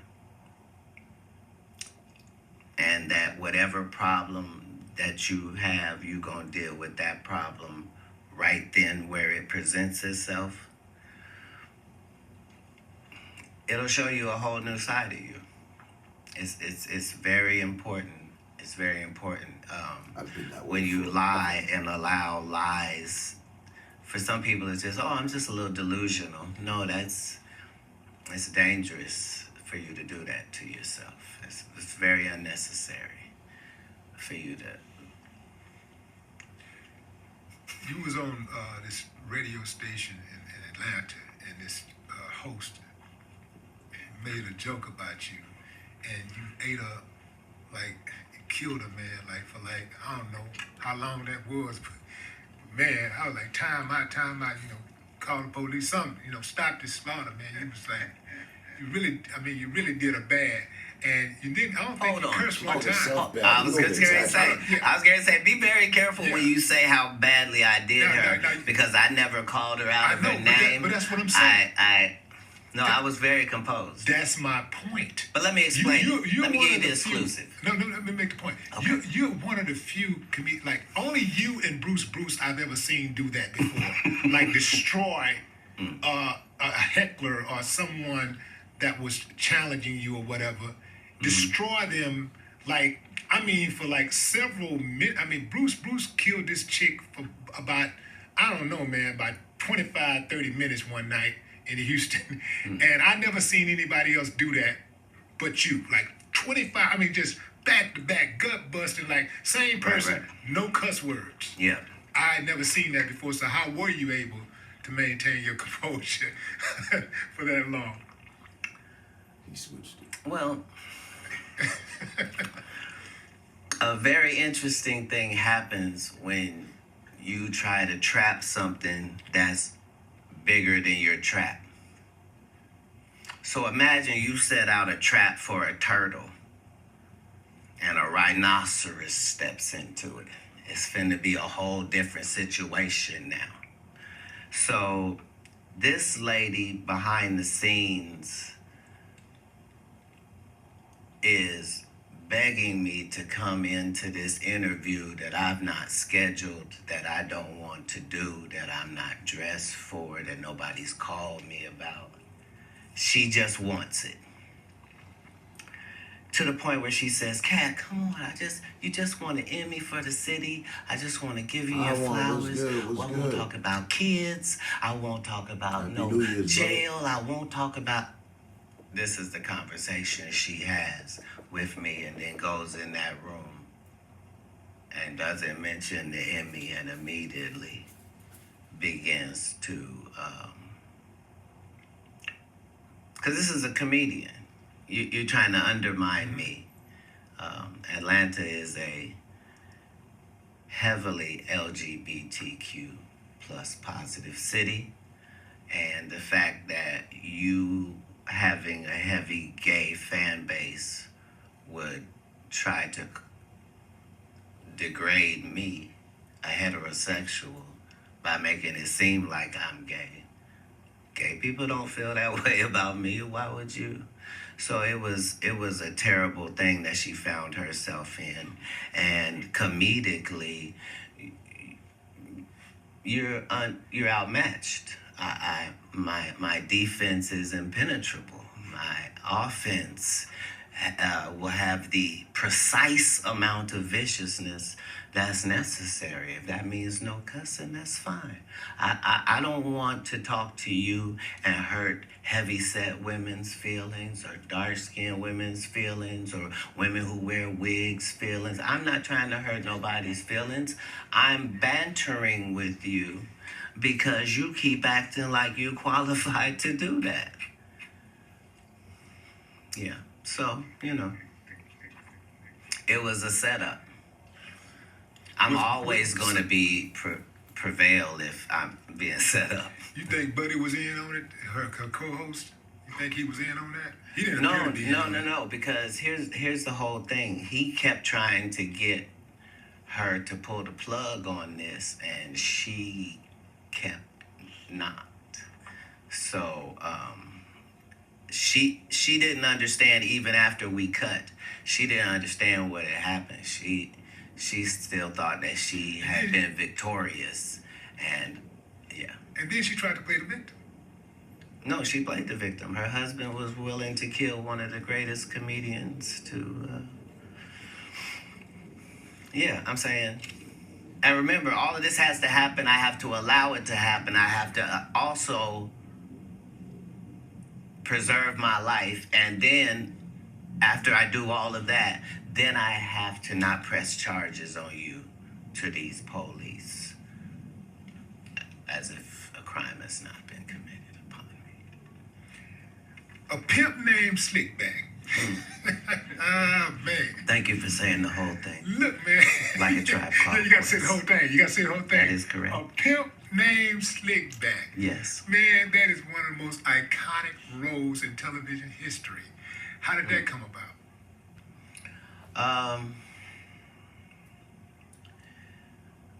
Dumb people love dumb people, and geniuses try to find people that are on their mental platitude.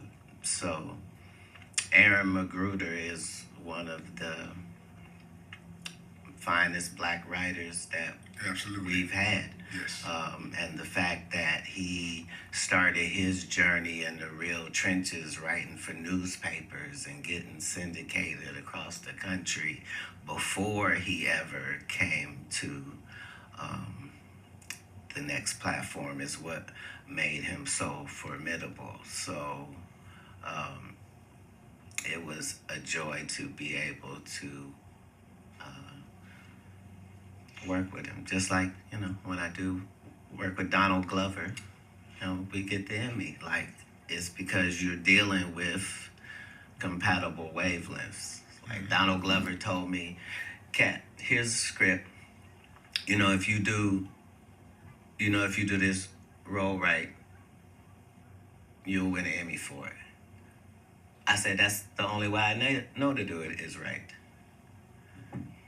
And won the Emmy. Well, I know there's a lot of advantages to doing what you do, being in the entertainment industry, but what's like the biggest thing that you can't stand about this industry?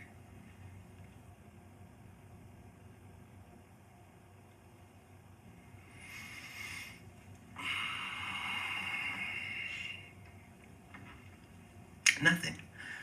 I like it. Shit, I don't know who you think you're talking to. I like it.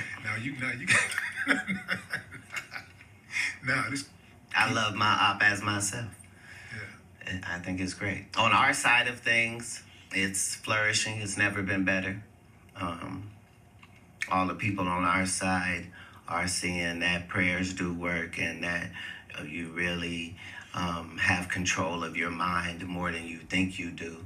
And if you could somehow possibly stop thinking the way you do and think another way, it might help you. And you'll know right away if it does.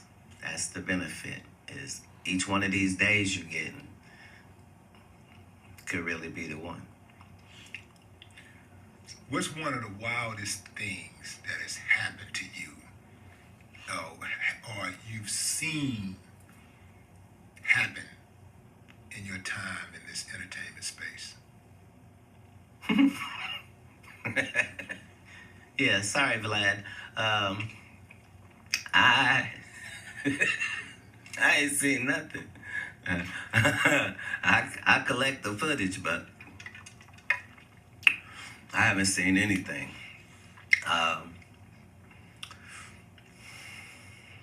You were doing so good, man. I mean, you was just doing so good, and then all of a sudden you just decided. Well, no, here's the thing. What you asked was, you said, hey, Wolf, what do you hate about the sheep? Nothing. Doubts about brain health supplements? Join Nariva's 30-day challenge and see the results for yourself. Take Nariva for 30 days to support up to 7 brain health indicators, including memory. Plus, play brain game. Nothing. I feel good. I feel like we're in a good position. Everything's going to be fine. Let's go, Coach Prime. Yeah. What do you think about We Coach coming. Prime? What's up with Coach Prime? You have you been out there yet, Colorado? No, I've supported from afar. I'm saying,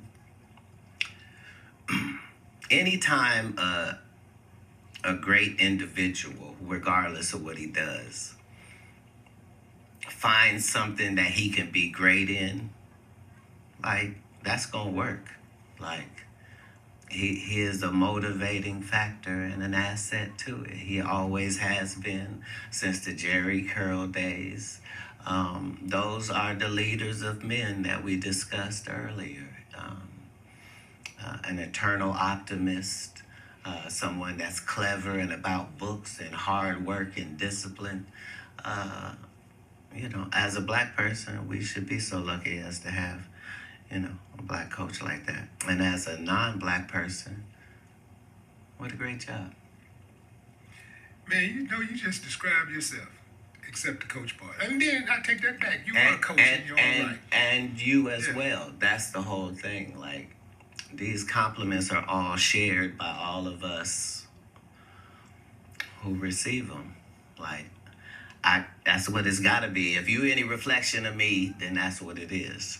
That's why in the good book it say, made in God's image. It don't mean you're always going to do that, but it means there's the possibility that you could mirror that. Yeah. Do you have adopted children? I'm an empty nester. I have no children at this point. Glory and hallelujah. No, everybody's grown. Yeah, but yeah, I got grandbabies. You got grandbabies? Mm. Okay. Yeah. How many? 4. 4. Nice. All girls. Oh yeah. See? That's how you know he's been doing something right. What are the ages? Of what? The girls. The grandbabies? Yeah. Okay, so I have a 6, 2 4s.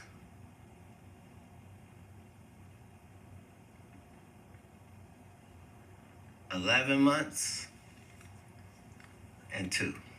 That's 5. Yeah. I realized it as you said it. I didn't know how to change the story. Okay, so I got 5 grandkids. Wait, what do they call you? I got 5 daughters. I can't get anybody to call me anything that I ask for. They've already made a decision, and that's what they call me. There's nothing I can do about it, and I'm not gonna say what it is. It sounds like stop or something. I don't know. Right. Well, man, we appreciate you coming on the show, man. I appreciate you having me. You're an icon and a legend yourself, and just the fact that you would spend time interviewing others is magnificent. And nobody asks worse questions.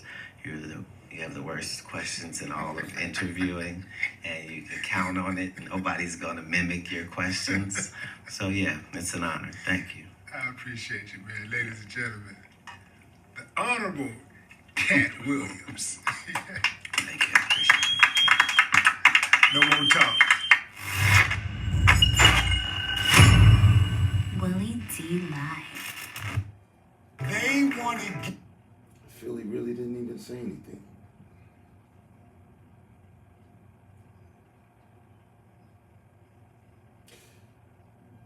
Yeah, the interview with Shannon Sharp's way better. I mean, that was 2 hours and 40 minutes. This was just.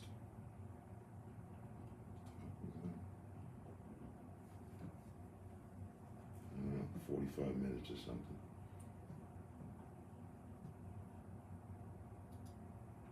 This is the other side of Kirk Franklin prank. You said some slick shit about me in one of your stand-up. You was being sarcastic, saying that.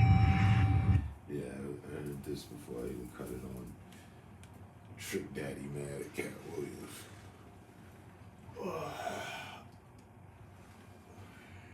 That's your week.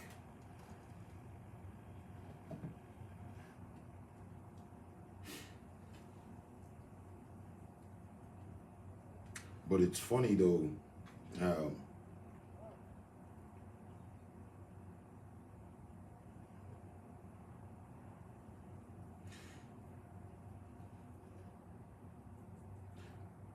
Will Smith and Chris Rock, because Chris Rock did stand-up comedy, he's another one who wasn't that funny.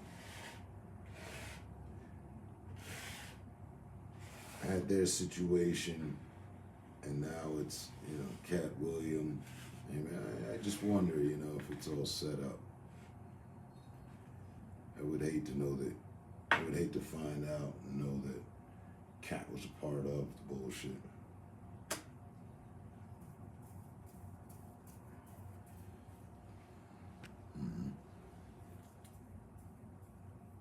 Legendary interview. Buck breaking. Yeah, I'm a pass on that.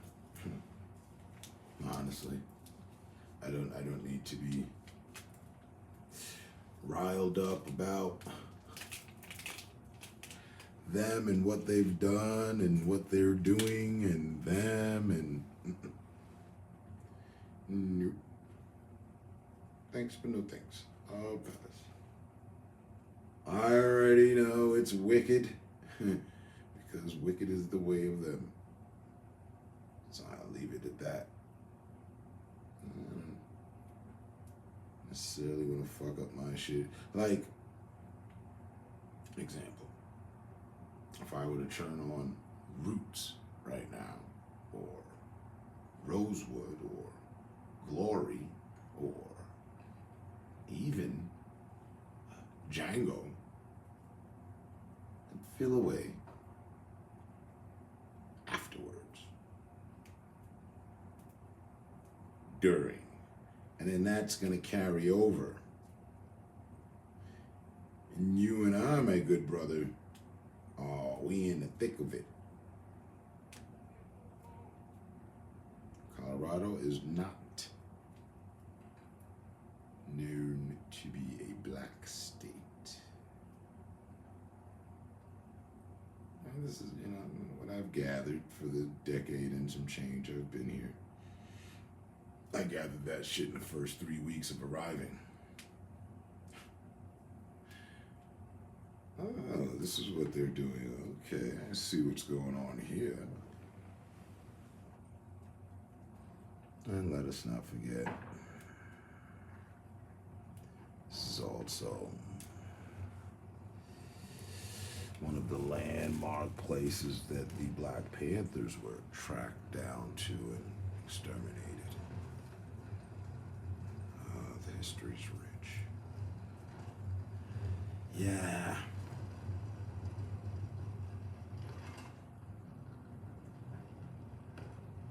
The whole what they did vibe, I already know. I'm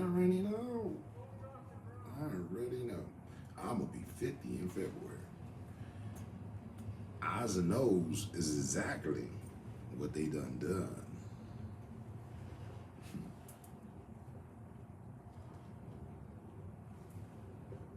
And what they doing.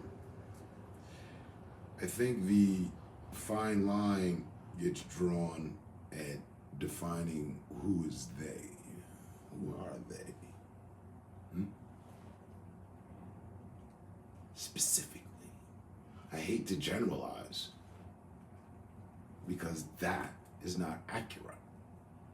That is to say, they generalize us, all blacks are criminals. It's not true.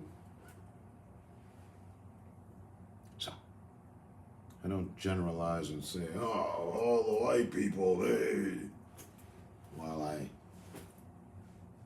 she's European, but still, 21 years.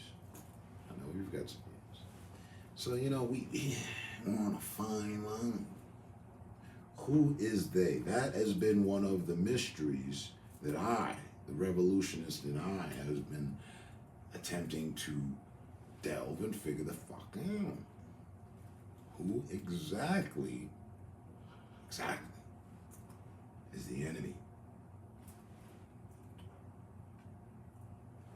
Is it Joe Schmo down the block, overstocking on weaponry with his man cave,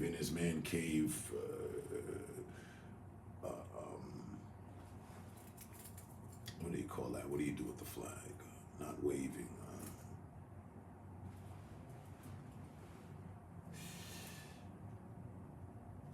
Raising the Confederate flag, it's not the word I wanted, but flying the Confederate flag in his man cave.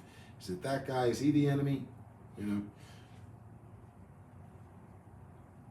Debatable. Or it's bigger than that little dimwit. And it goes way up the chain of command of dimwits. And it ends up being manifesting in the face of a politician who just implemented law to exacerbate you and I and others like us. And we didn't even know it. They passed it last Thursday.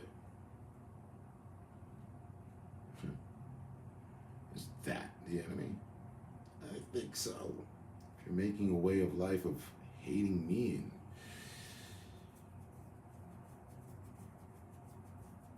what is that they do again that I hate?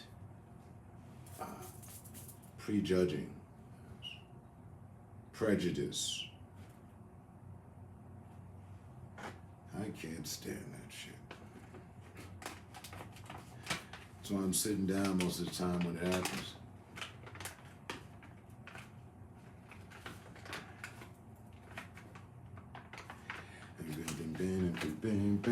Strain of the day, by the way, from Golden Meds. There's some Swiss watch. I like the idea of it. Not really a watch guy anymore. And never would I've ever thought that I would have paid $700 for a watch. Just while we're on the matter. I don't want a Rolex and all that shit. I don't want, no. No. But I went and got an Apple Watch, and that was $700. Yep. All two of which I don't even use. I swear to God, it's sitting in the closet behind me.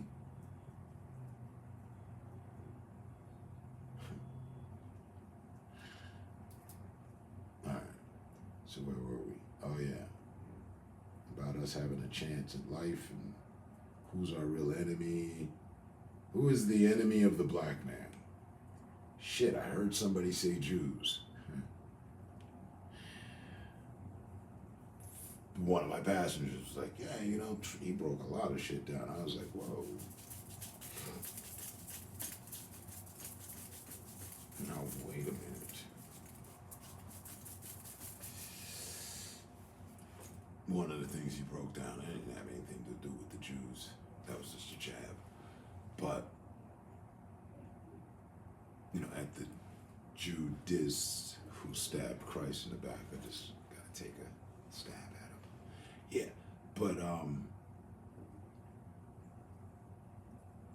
I'd really like to figure out the breakdown of what he was talking about, which was that if a train, the smokestack, the oil and coals, shit, who is our ally? Another good question. I find that the women like us. I am favored by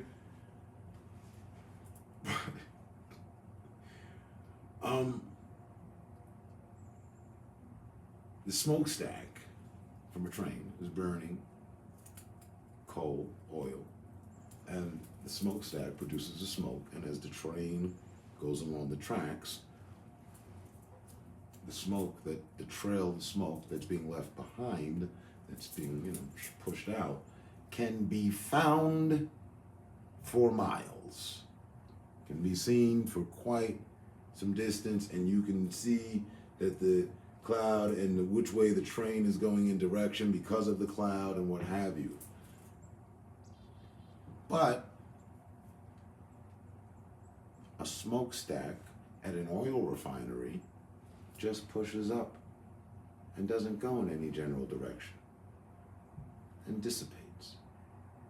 Now, hold up, wait. The Earth is spinning at thousands of miles per hour. Why isn't there even just a slight anything like that? Shouldn't be. I feel he had a valid point there. It was weird. I need Neil deGrasse to explain this, break it on down. Why is it that an oil refinery or any factory that burns whatever, all the smoke goes straight up? You never see it drifting left or right. We don't know which way we're spinning. We're told that we're spinning and at thousands of miles per hour. You don't mean to tell me gravity has got the smoke that is constantly produced way more than a train steam train, which we don't even use anymore, practically. But then a stationary spot on the planet that's just pushing smoke up, but we don't see any, you should be able to look and say, oh, the earth is spinning towards the right because, or whatever, I'm in different directions. Smoke goes nowhere. It goes up straight, dissipates. Becomes a part of the process of condensation and all that good shit, which I remember. So yet again, if they know that much, why is it okay to do that? It creates acid rain, but now that's a whole nother conversation. I'm still talking about the wind factor now. I don't get that.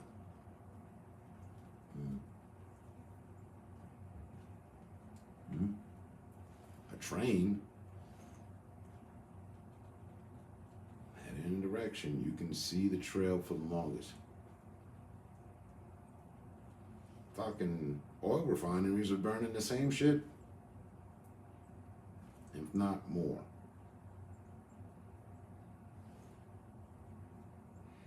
And you can tell which direction the train is going in. The smoke's there.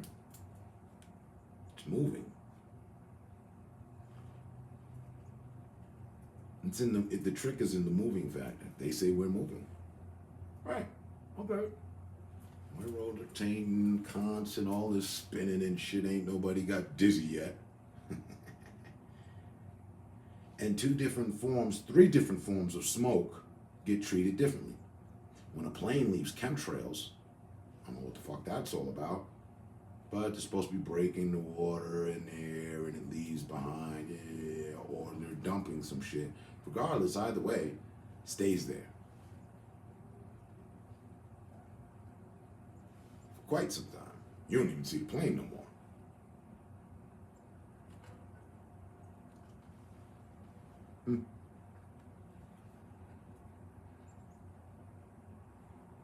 Back to our little combo. Well, our allies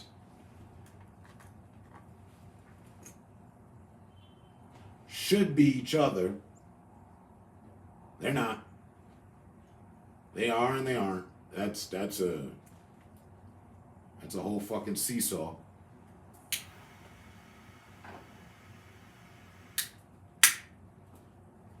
So there's that conundrum. And then out past us, who is our allies? When it should be each other, as we see other cultures do. But it ain't, so we seen a lot of other shit.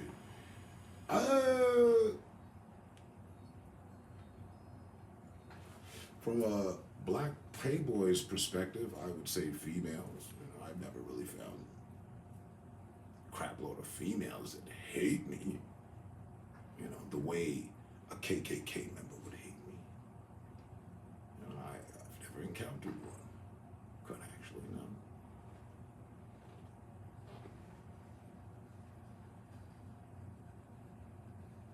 So I'll go out on a limb and say that we have women on our side. Thus, the bondings that we see. It's factual.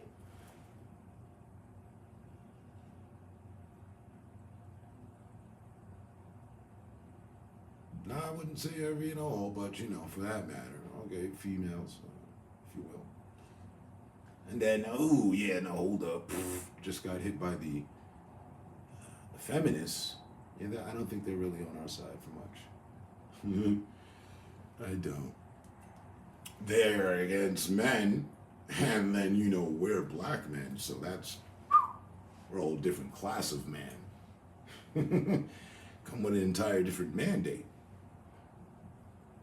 Get handled with different treatment and thought and prejudgment. But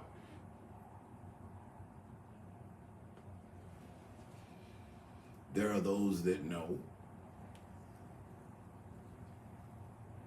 and in their heart, they follow their heart and they do what's right because they know what has been done is wrong. So I imagine in their eyes, with their relation to God, that are like, no, Father, I will make this right, or I will do my part. I'm doing my part. I'm doing my part. I ain't doing shit. They're doing their part. On a righteous level. Not following their predecessors, or even if they're not connected to it, that pattern. God has put many in line to grow up with us. I don't have to look any fucking further than my brother and father, who I consider my dad. He's my stepdad, technically speaking. But I don't have to look any further than the two of them. And if I wanted to look any further, well, I could look to my significant other. 21 years of just absolute love, coolness. There ain't no wickedness going on here. This isn't a Get Out episode. Yeah, no. Everything good on this side.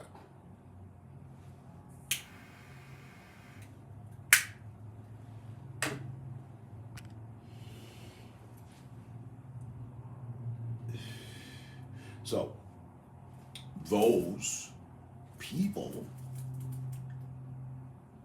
are being just straight at white with it, but those people show up in different colors, shades of complexions. It's a spirit. It's a spirit more so than anything. So you have to be able to recognize that spirit.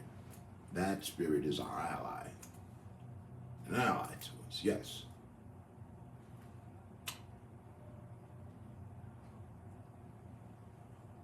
You got to be a spiritual person to pick that up, first off. Otherwise, it might hit you different. What the fuck is Buddy on here? You know?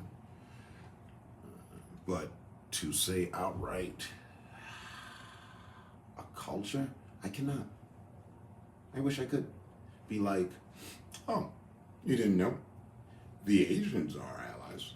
Chinese and Japanese and Korean. They're all with us. Mm-hmm. You know, because right alongside the slaves with the railroads, there was the Chinaman. So we were all in the same conundrum. You would figure there would be some sort of allegiance and alliance, but there isn't. No, they just love Dennis Rodman.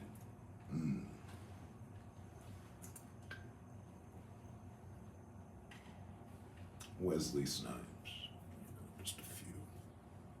Overall, from what I've gathered, we're seen as black devils. I like the idea almost, it's daunting. Yeah, don't fuck with me. But then I get back in touch with my godly side and view of all of it and realize, no, we don't have any allies that I can just call outright when I think about it culturally, to say the Asians or the Indians or our brothers from the motherland or the Irish or the Native Americans here or overall times have changed and even white America now. No, I'm not feeling it. I'm not feeling that. I feel like I'd be lying to myself and others to say so. Yep. So what we got?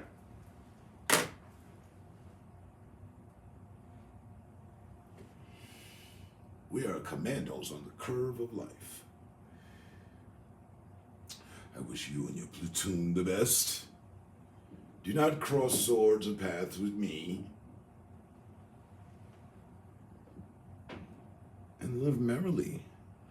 I don't know when the big war in Armageddon's gonna happen. I have no idea, don't anticipate it, don't want it to. Yeah, and maybe some point, someday, we can gather some allies.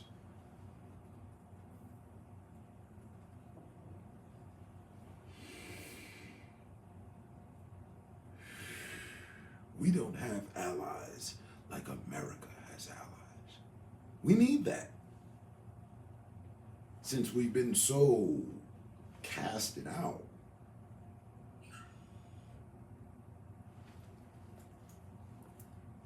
Well, then we need our own properties and our own. There's got to be somebody on the planet that, you know, aside from the women.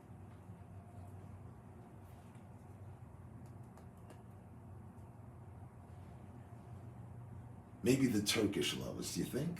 How about them Russians? The French, I could be, you know, a liaison of affairs, you know. Let them know it's real. Ouais, c'est vrai. Arrêtez de bêtises et tout. I could really bridge the gap with Europa.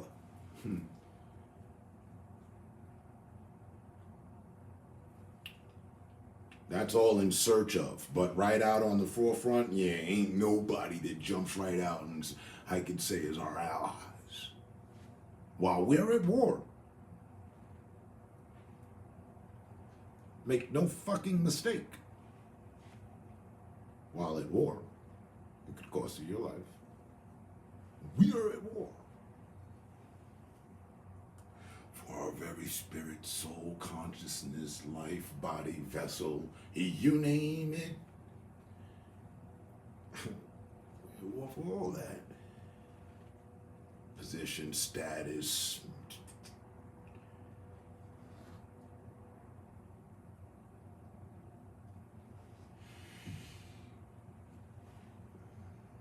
As if our people haven't given enough.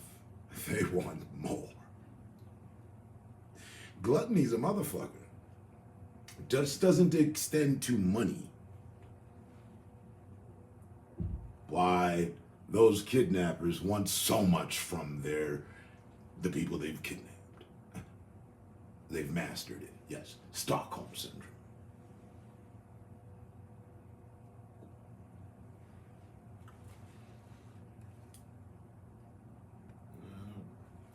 You call it an abusive relationship in these days and times? No, my bad. Ever since the dawn of days in my times, I get the fuck away from abusive relationships. I can't get away from the abusiveness of the country. I gotta leave the country. I did, and happened to easily stay the fuck away for 7 years. But once I caught a wind of my brethren them raising up and unifying, I got on a fucking plane and came back. Yeah, I'm an activist. I'm different. But turns out, y'all, America, you know, the end result, we ain't ready. We ain't ready. I ain't finna die for the cause. Cause ain't nobody finna die for me after I die for the cause. I've noticed they've allowed a lot of people to die. Just, damn, they did what to his grandson? They tried to burn down his house. Jesus, there's just no line they won't cross, and no one's doing anything, right? Right, okay. It's just news to us. Moving on, nothing to see here. All right. As long as there's that approach, you won't catch me on the front lines prepared to die for people I don't know.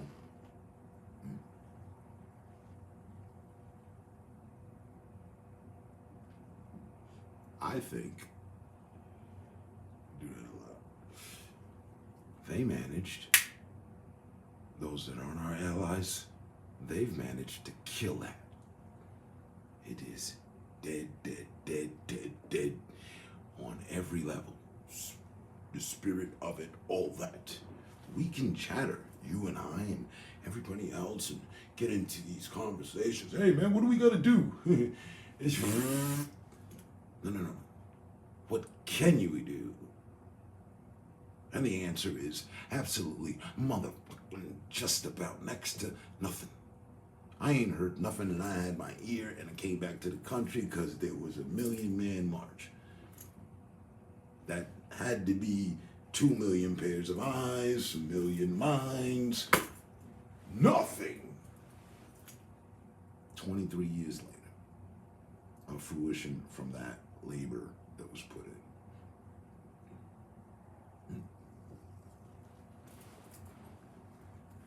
Get the Goodyear out. What band of celebrities gathered and took their mere shillings, collected them, put them in a treasure to help out the hoods of America? Is that a thing, or is that just not? That's never. No. Okay. Cool. We're not gonna help each other. All right. So gloat in my face with the new fucking Lamborghini, and just the fact that you're fucking with bitches everywhere you go. That's light. I didn't need a Lamborghini, and I was doing that anyway. Selling their soul to promote violence because that's what sells and that's what feels right, and that's what we got to perpetuate and capitulate that so that we can keep those American stats of murder, crime, and bullshit right where they need to be. No? Yes. And as long as nobody wants to talk about that or do anything about that, well, I guess, we're just gonna be Stockholm Syndrome fucking recipients and take it. I can hear P. Diddy. I can hear Uncle Sam mimicking P. Diddy. Take that. Take that. Take that.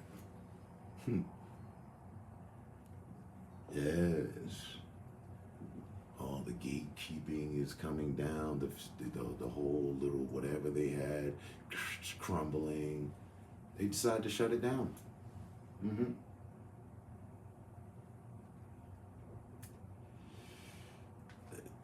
It's all been a plan. I can see it clearly now. I can see.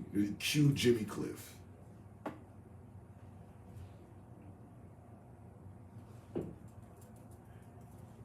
They let the young, drugged out, violent, all that, and then shut it down, send them to jail, let this one die, whoop, whoop. Now we're gonna get the big heads. We got Buddy.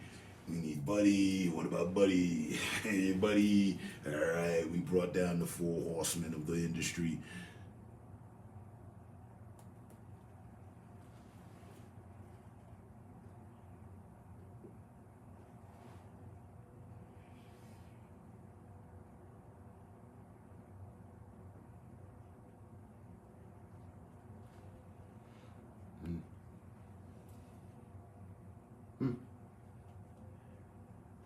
So again, I'm glad.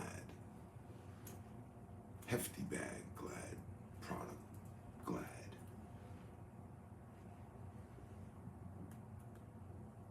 That I didn't get taken out with the trash. I didn't sign on to the trash.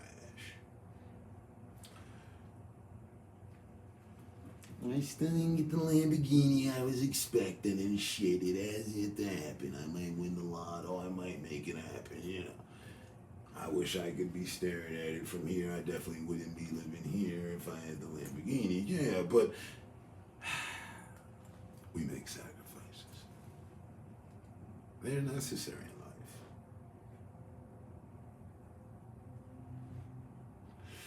If it meant to have a Lamborghini in the driveway that I could see while I talk to you in a 13-room estate, and there'd be other Lamborghinis at that point.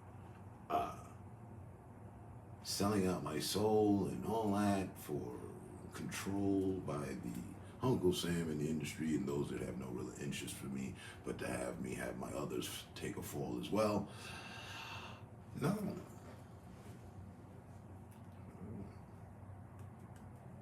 Nope.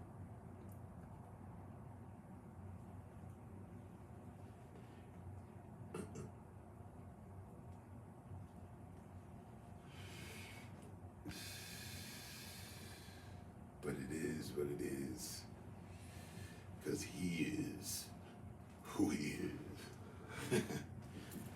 Best Joe Biden quote ever.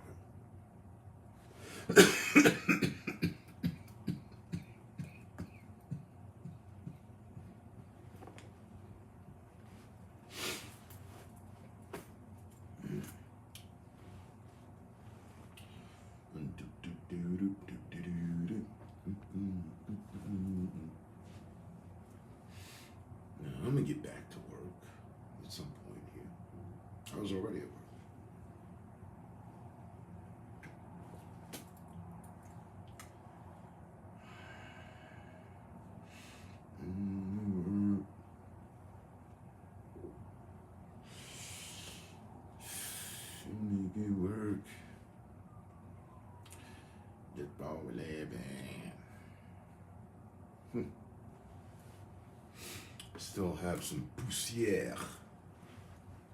That's French for change. Or dust. Like they have dual definitions and usages of words. But I still have some poussière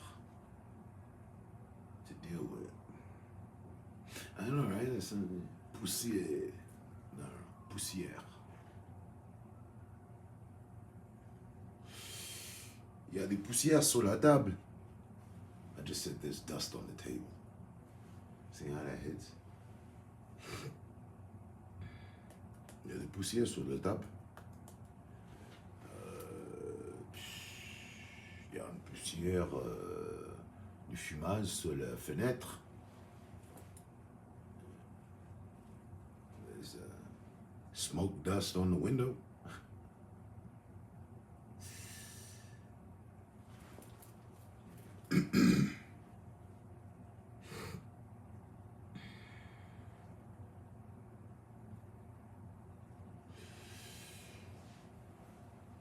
Say to someone, hey, t'as des poussières dans des oreilles? Dans des oreilles? Non, non, t'as des poussières dans des oreilles. Right? Et t'as des poussières dans des oreilles ou quoi? You got dust in your ears or what? Tu m'as entendu ou quoi? You heard me or what? T'as des poussières dans des oreilles ou quoi? Hein?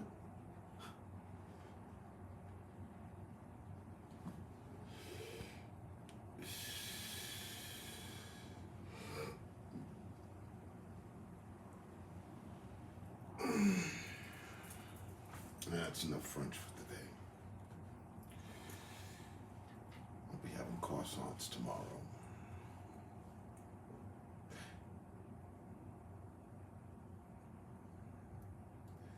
Did you watch The Witcher? Like I've been watching that. I finished out the 3 seasons. I'm wondering where season 4 is at. I think it's Blood Origins though. I haven't watched that yet.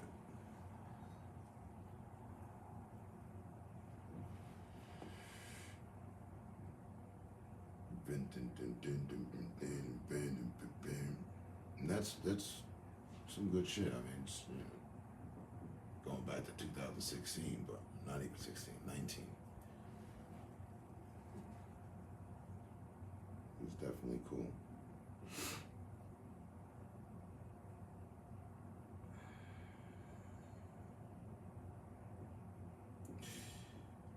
Watching Gerald run around and save princesses and shit. It's like Super Mario on steroids.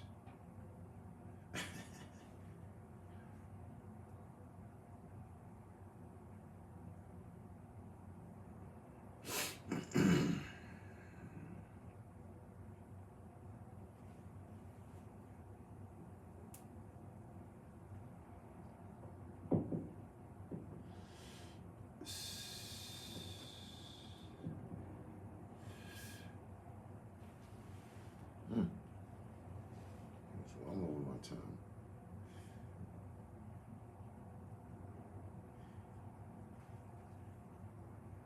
Having such a good time, I didn't realize it flying by.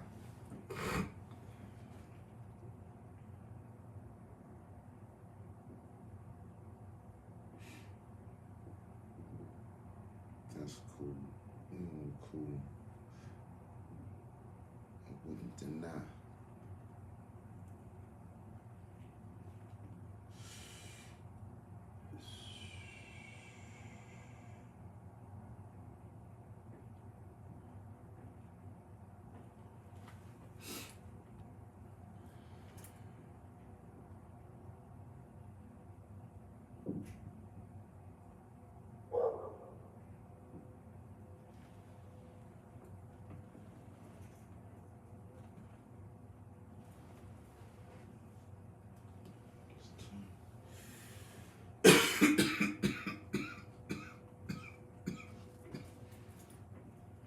Look, it stopped snowing.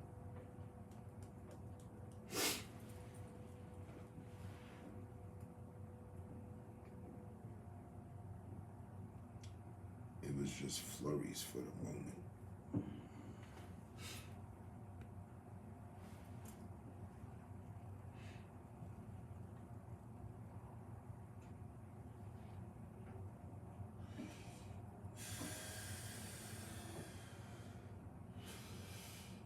was the 12th.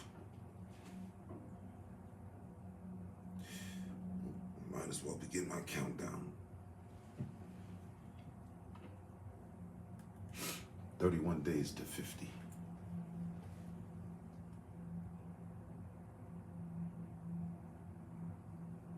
Right. That was... I forgot what the hell happened in that game. No, I remember now. I gathered everybody for the final fight, and then the game froze. And the data became corrupted. And I just couldn't stand anymore. And I moved on. Great game. And that was the game that I wanted to rebuy. I'm like, seriously, there's really no game that I wanted to rebuy or need to rebuy. And it is The Witcher. Yo. Right. Me neither. And I had not done all the side missions to that point. You know, they're like, it's the final fight. And no going back from here. All right. So.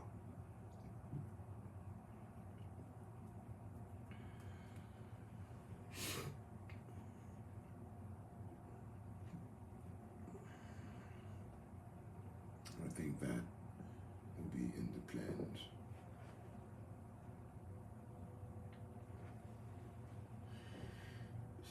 And yeah, it was dope.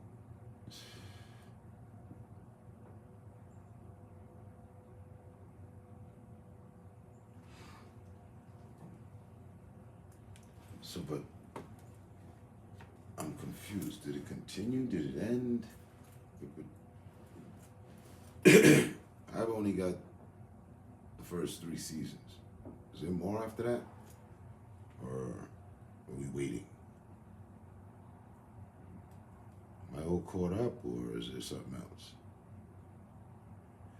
Because they definitely left it open-ended. There should be more.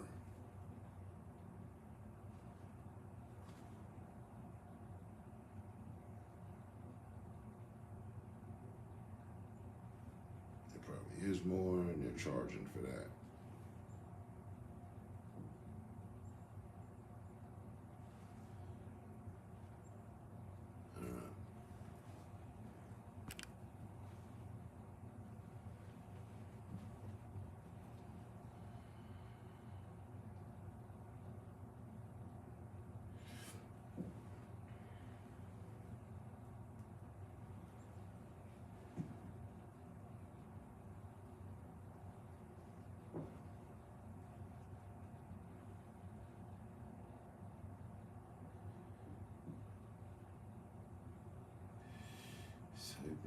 We took time to seem exposed. I got missions that I'm on. Seems backwards, but I feel chose.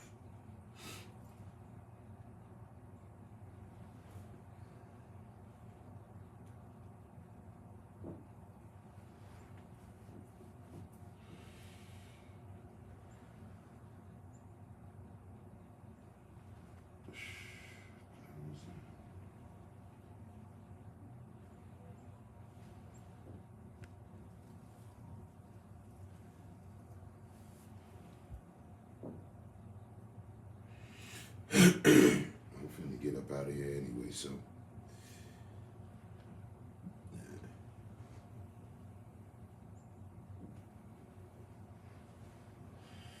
I bid you a good day, sir.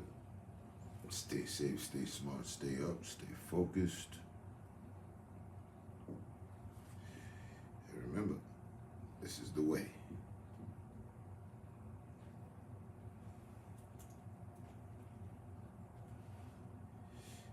Oh.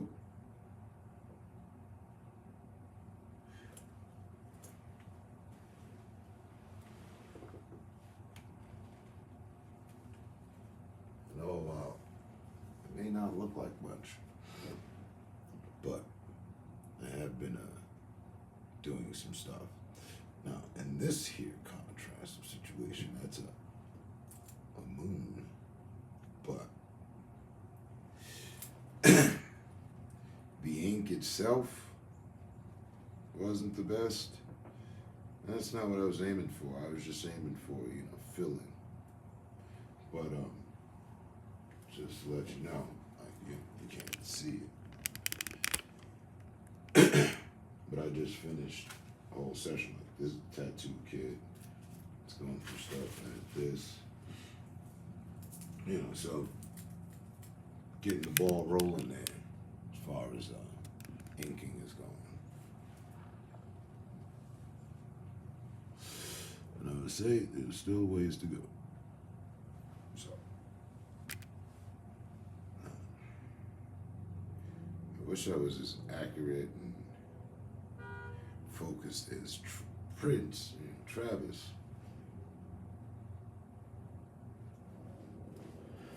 At this point, I am not. So.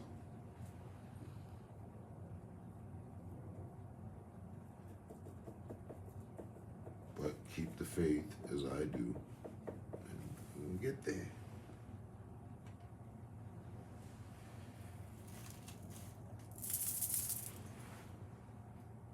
And that's what I wanted to say. Before I go. Full Stampede. Sure.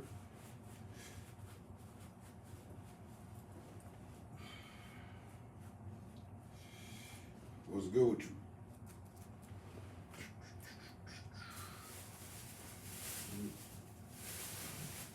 Even though I still have 2 blunts.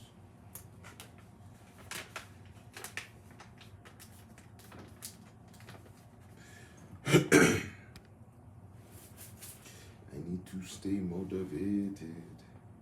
Pumped up, motivated. Fired up, pumped up, motivated. Fired up.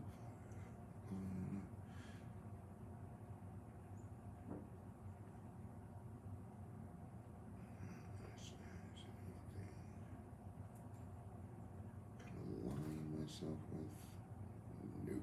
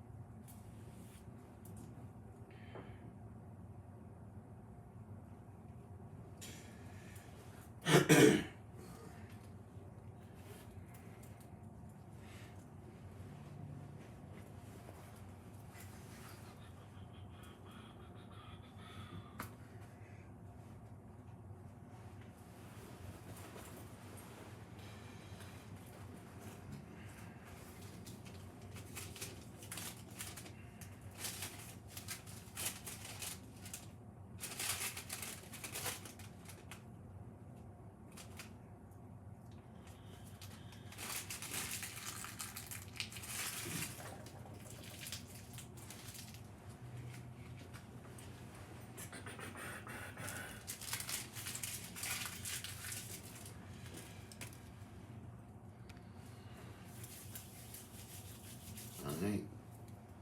Enough said.